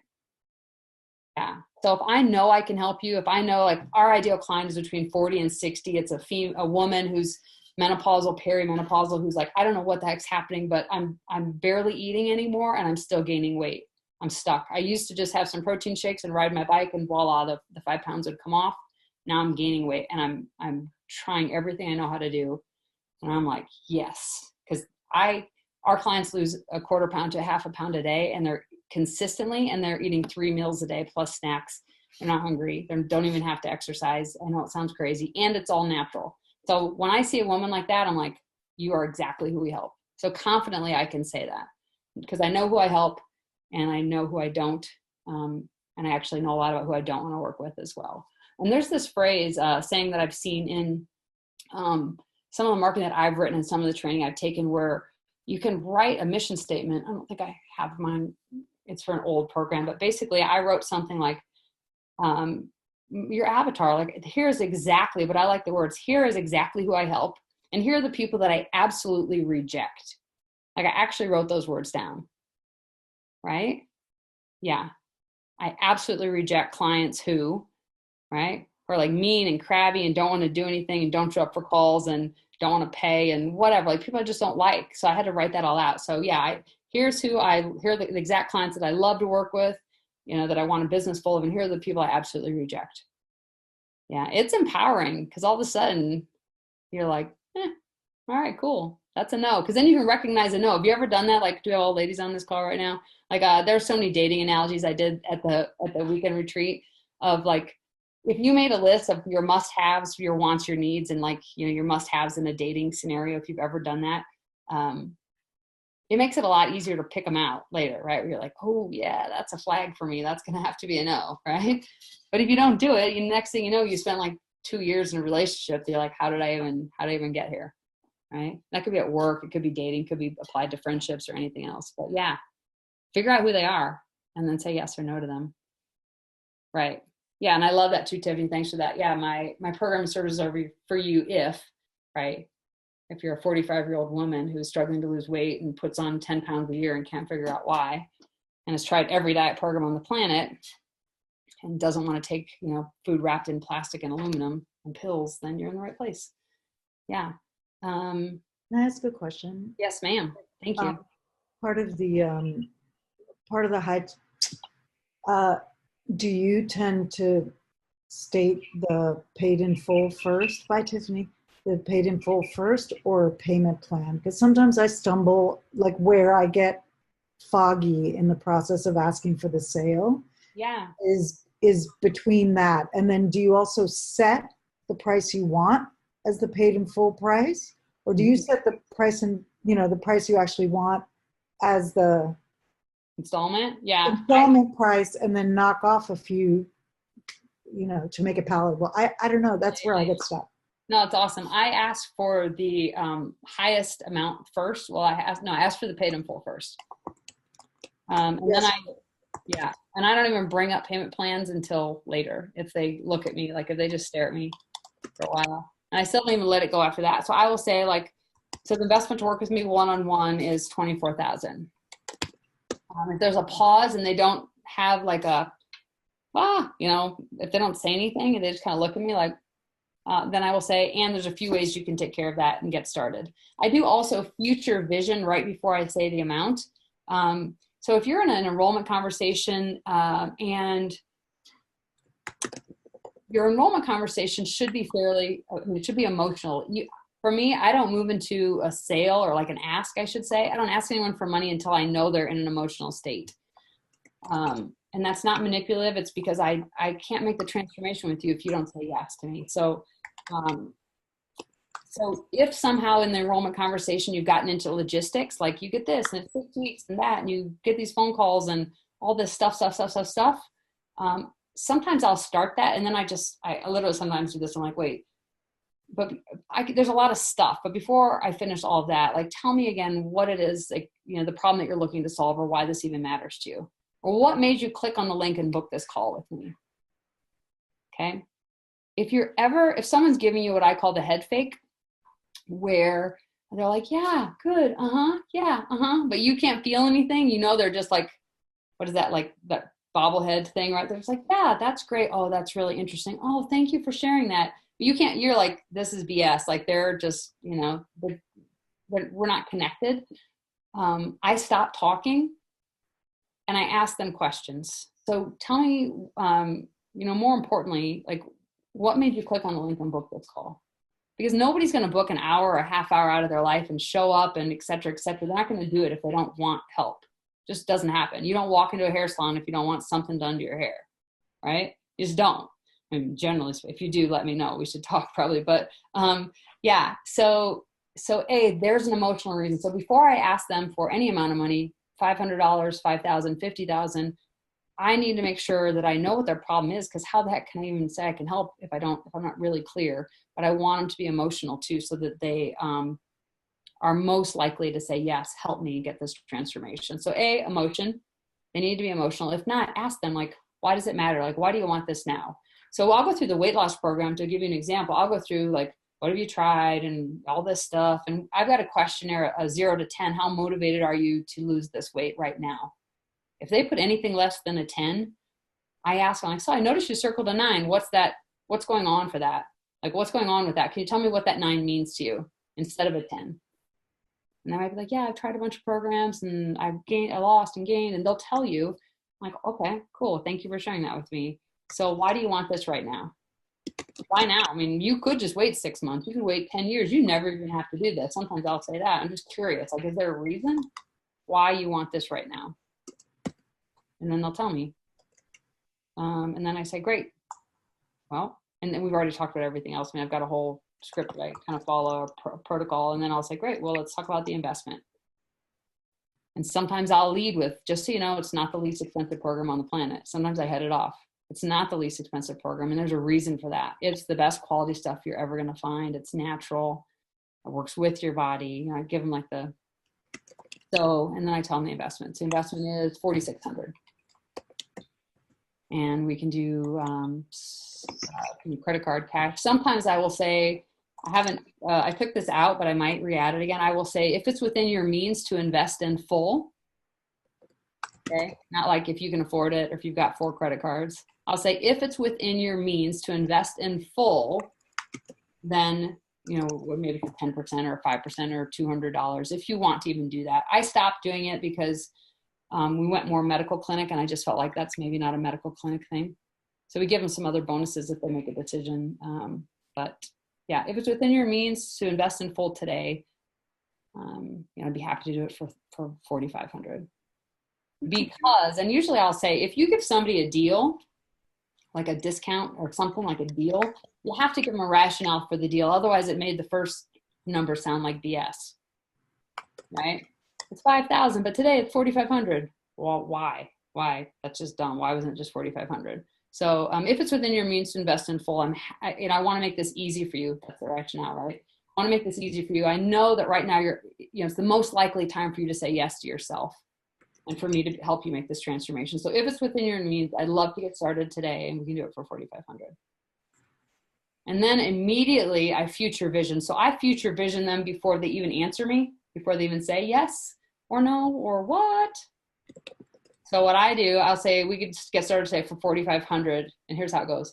So great, we get started today for $4,500. If it's within your means to invest in full, we can start today for $4,500. And what I will do is, I didn't even pause in my breath. And what I will do is, I'm going to go out and get your water pitcher, get your drops. I'm going to send you home with those. I'll book you for a week from now, blah, blah, blah. Like a future, what you can expect in this first week, you may lose anywhere from 2 to 8 pounds this first week, blah, blah, blah. We're going to get you started. And so I future vision them right away. So if you don't give them something, right, you're probably on a Zoom call, so when you get started, is another great phrase. So when we get started today, what I will do is I'm going to send you the first module or the first packet of the survey or the assessment or whatever it is, right? Or I'm going to send you the links to these 3 videos that are going to help you, get started and get this result that you're looking for. So I do that, right? Yeah, it is assumptive. And I do, through the course of my conversation, I will say, like, if this is a yes for you, then here's what we'll do. And if this is a yes for you, then here's what it's going to look like. And then I just keep going back to, you get 6 weeks of this and this and this. And if this is a yes for you, then, and when we get started today, and I've actually had people, when I do that, or like this, it just blurt out and interrupt me. Yes, it's a yes for me. I'm like, okay. And And I had one woman who just kept, I didn't even take it right away because I was too freaked out. She just kept doing this. Like she even put it on the desk and kept sliding her credit card at me. And I would look at it while she's pushing it at me, and I wouldn't take it. And I would laugh, like I made a little joke, right? But I didn't take it until she's just like, can I just get started? I'm like, well, I just have to tell you like 2 more things. So, because I want to make sure she just, knew what she was buying. She wasn't just somebody who wanted to just, I don't know, give me your money. I should have just taken it right away. But I'm like, I want you to understand what you're buying. So I didn't, but if she started to put it back in her wallet, I probably would have taken it. Then I'm like, okay, you're right. You should just do it. Let's get started. So anyway, so I hope that helps. We'll do a couple more, and I just Jennifer, I had a quick question. I have a client in a few minutes, and I just have to run. Okay. I was wondering from a medical perspective, because I fall in this as a counselor, that can you take money before you deliver services? Is that a state-specific kind of thing? Because I'm not allowed to do that. So I'm not an attorney. However, I can tell you that a couple things. Depends. If you're billing insurance, this is my non-attorney answer. If you're billing insurance, are you billing insurance? No. Okay. All right. So I'm not billing insurance either. So you can sell packages of things. So for example, I could sell a chiropractic adjustment, which I don't really do that anymore, but I could sell that, or I could sell you a low back protocol, which may be some education, could be online training, could be a couple of adjustments, could be some nutritional supplements. So that's like a package of thing that you get. That's different than if you're saying, I'm going to pre-sell you just 5 chiropractic adjustments.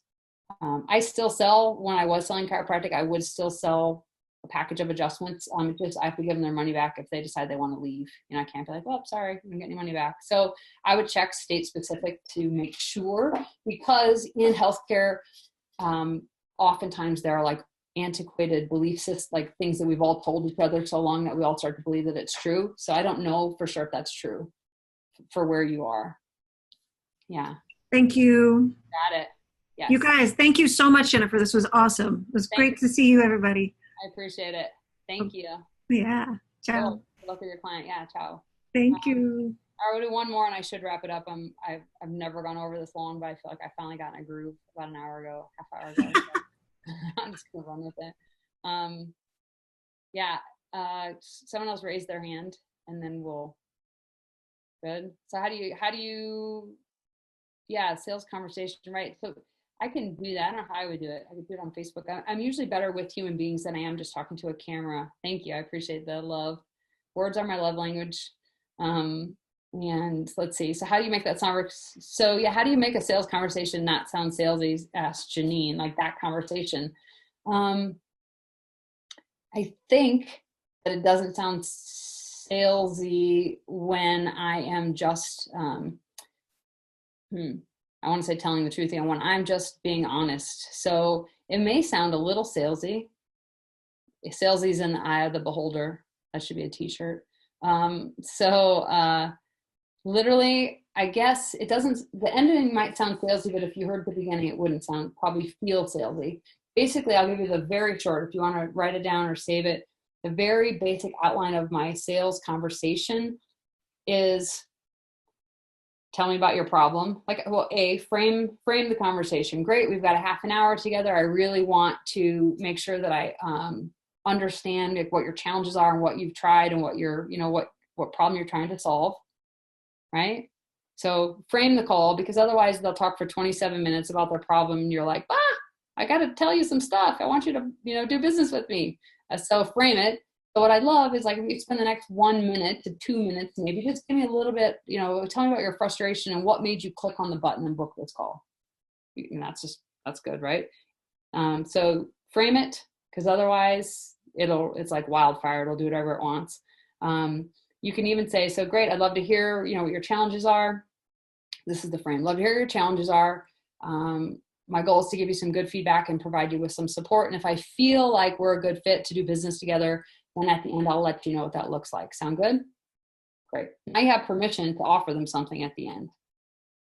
So that's how I do it in the weight loss thing too. So you framed it. There's some other things to the framing, but that's the basics. Then you say, great. So give me, 1 to 2 minutes, give me the basics. So why'd you click on the button? What are you looking to get solved? They'll tell you. You help them. Don't teach your whole program. Don't talk their head off. Just say, oh my gosh, totally get it. Here are some of the reasons that happens. You're exactly the right place. You're the clients we help. Would love it. I feel like from what you shared with me, you're a good fit. Would it be okay? This is a question. Would it be okay if I shared with you a little bit more about what we do? And then we can make a decision, whether it's a good fit to move forward working together. Ask permission. Whenever you sell, if you ask permission before you sell something, barely ever does anyone say no. They might just stare at you. Then you have to ask again. You can't go on unless they answer the question. Okay. You can't just be like, would it be okay if I shared with you that? And so my program is a 12-week, and they're like, I don't know. Like, they have to answer you. So they don't answer you. Say, no, seriously, like, would it be okay? I still want to continue to provide value, but I feel like it would really benefit you to hear a little bit more about what we do so that, we can help you get the solution. Very cool. Then you get to tell them about the thing. And I go all the way through the features and benefits, quick on the features, heavy on the benefits. Here's the 6-week course, and you get a bunch of cool stuff. I really barely even talk about that, actually, just the hair, because they don't actually care about the stuff. They care about the thing that stuff does for them. And then I say, so that, you can lose weight, you can feel better, and your knee pain goes away, and your headaches stop, and you feel good in your clothes, and all the stuff that they told me, if it's true. This is all under the umbrella of if it's true. And then sometimes I'll just say, do you have any other questions? Sometimes I'll say that. I don't like that one because, of course, they have a question. How much does it cost? But sometimes I will transition and just say, so let's talk about the investment.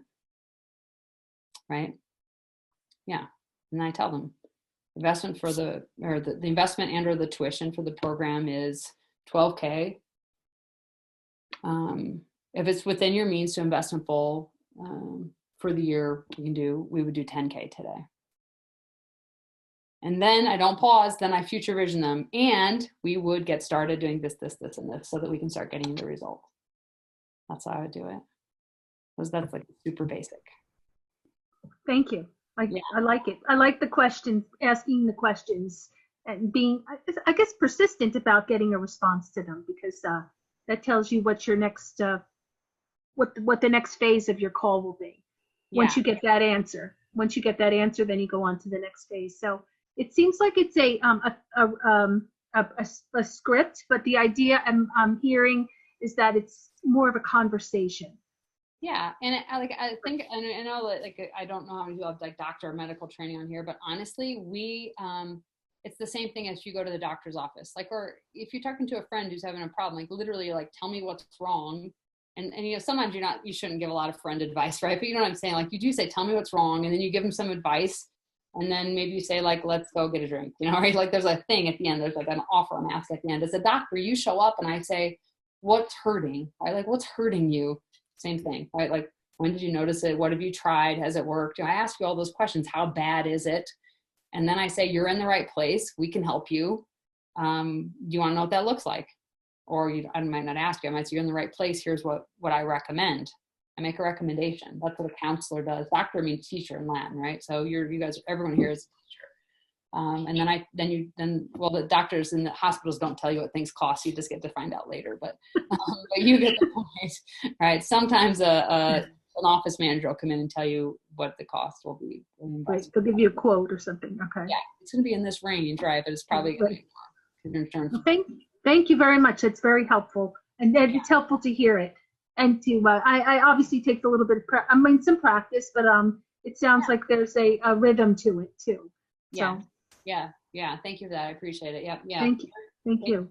Right, the pain, the solution, and then just let them know how to get it, and they'll get it or they won't. But don't let them. I'm going to wrap up in the next 3 minutes because I'm kind of surprised it hasn't kicked us off yet. We'll see. Hopefully Maurice's okay with this going over half an hour. Don't tell anyone else.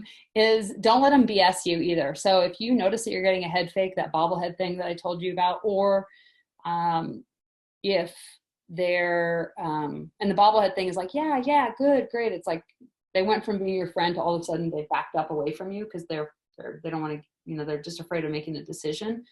Go right back to their pain, right? Talk about their pain again. Okay, remind me again why you clicked on the button and why you booked this call.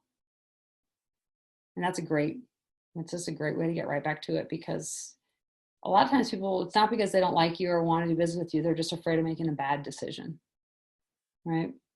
So don't take it personally, or don't assume that they don't like you, or that, what do they most likely they're as stuck in their own head as you might be stuck in your own head at that point.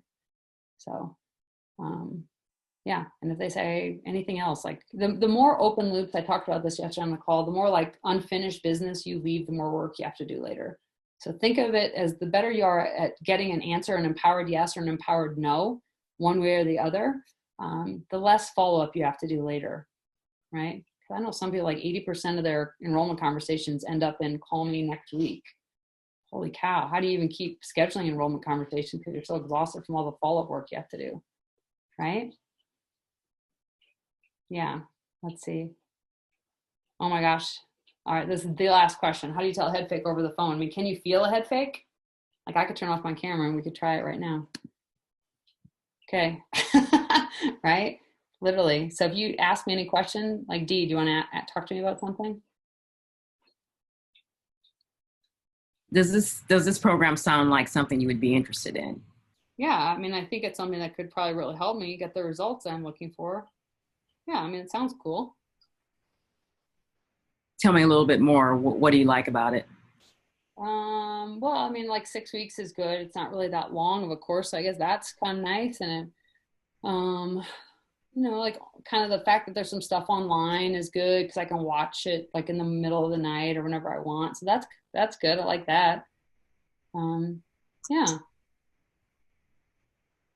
Right. Like, how close am I to crying? Like I joked about this in my retreat. You guys didn't see me because you're in the other room, but I make jokes all the time. Like, hi, my name's Jennifer, and I like to make people cry. Right. So, and thank you for doing that. Thank you for role playing. Could you like? And the reason I say my name's Jennifer and I like to make people cry is if you got to get them emotional, right?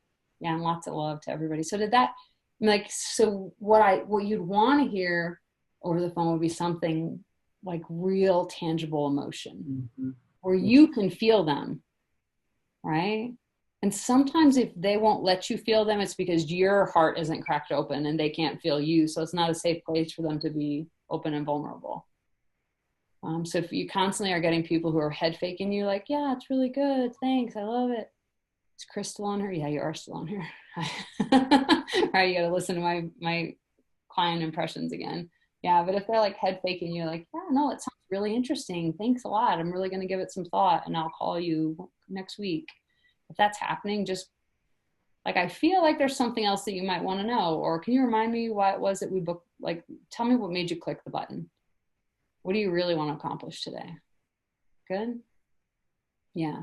So don't let them BS you, because they're BSing themselves too. And that's why I say it lovingly. It's not like, you know, that doesn't have to be Pitbull either. It can be so Basset Hound and Retriever, like full of love, right? Sounds like this problem's really painful for you and you're my ideal client. Can you remind me again why it was you clicked the button and why you wanted to have this call today? Yeah, I have to dig a little, but cry, cry, cry, cry. Right? Like, yeah, and I think you'd be able to sense the emotional change when they really tell you why they decided to call you. If there's any difference there based on the way they responded. Yeah. Previously. I mean, it's like a good friend conversation. Like you had a good friend that comes over and sits on your couch and pours their heart out to you versus somebody you meet at a network meeting who just does like the weird little handshake, right? Like it's just different. And I don't know, I'm sure you have people you've talked to on the phone that no matter what you do, you can't get them to just be genuine. You know, they're still just kind of in that robotic, like, yeah, it's good, and call me, and I'll just, wow, I don't even know who you are. So you to be real and authentic. For me, that's probably my highest skill, ninja skill, is getting people to just feel comfortable and act whatever, act dorky, act angry, be whoever you are. Just be honest with me. And I think it's just asking great questions like, hey, I really want to help you. And sometimes it is dropping your voice, slowing your speech, and just eyeball to eyeball. I'm like, you can feel their pain, feel their something, like their frustration. This isn't a the horse and pony, dog and pony. I suck at cliches. Yeah, it's not a show. Like sincerely, they need something. So if you can help them, then yeah, you gotta let them. It's 6 o'clock. Force them to cry. All right. I should go. we'll have to do this again later, but hopefully you got some good stuff out of it. And if you have any questions, I'm mostly in the Blue Sky Facebook group. I think I have next level access. But if you need me, you can tag me. My name is, it's on the thing I added to Jennifer Rada. And I appreciate it. And hopefully, yeah, hopefully you got some good help out of it. And yeah, make them cry. Don't let them head fake you. And yeah, and I don't think you guys have Blue Sky Facebook either. I'm pretty sure I have access to Next Level Facebook. If not, I'll get it. I'm 99% sure I do. So if you have questions, let me know. My email too is jennifer@liveyourmessage.com. So you can always email me if you have any like burning questions. If I don't know, I can connect with somebody. Okay. Well, yeah, you can totally tag me on Facebook. And if anybody knows how I can make a Facebook page, I have 5,000 friends. I've had them for a long time, and I know how to. I like all of them, so I need to make a page for my friend. But in any case, so I'll wrap this up, and I'm sending you all lots of love. Take your goodness, take it out into the world, and thanks for the love too as well. And Janine, I need you to message me, Jennifer@liveyourmessage.com, because I need a VA, so please help me. Okay. I love you all. If you have any questions, yeah, let me know. Otherwise, hopefully I'll see you in LA. Yeah, lots of love. And go out with your message, get some goodness into the world. Have a fantastic day. And if there's anything you've been thinking about working on in your business, I would encourage you to use the next 15, 20, or 30 minutes to just get it done while you're in the zone and motivated. So there's something you can check off your list, and an open loop you can just close up. Get after it. Okay, cool. All Thanks. right. Thank you, Jennifer. Thank you. Take care. Bye, everyone. Bye. Bye. Bye. Thank you.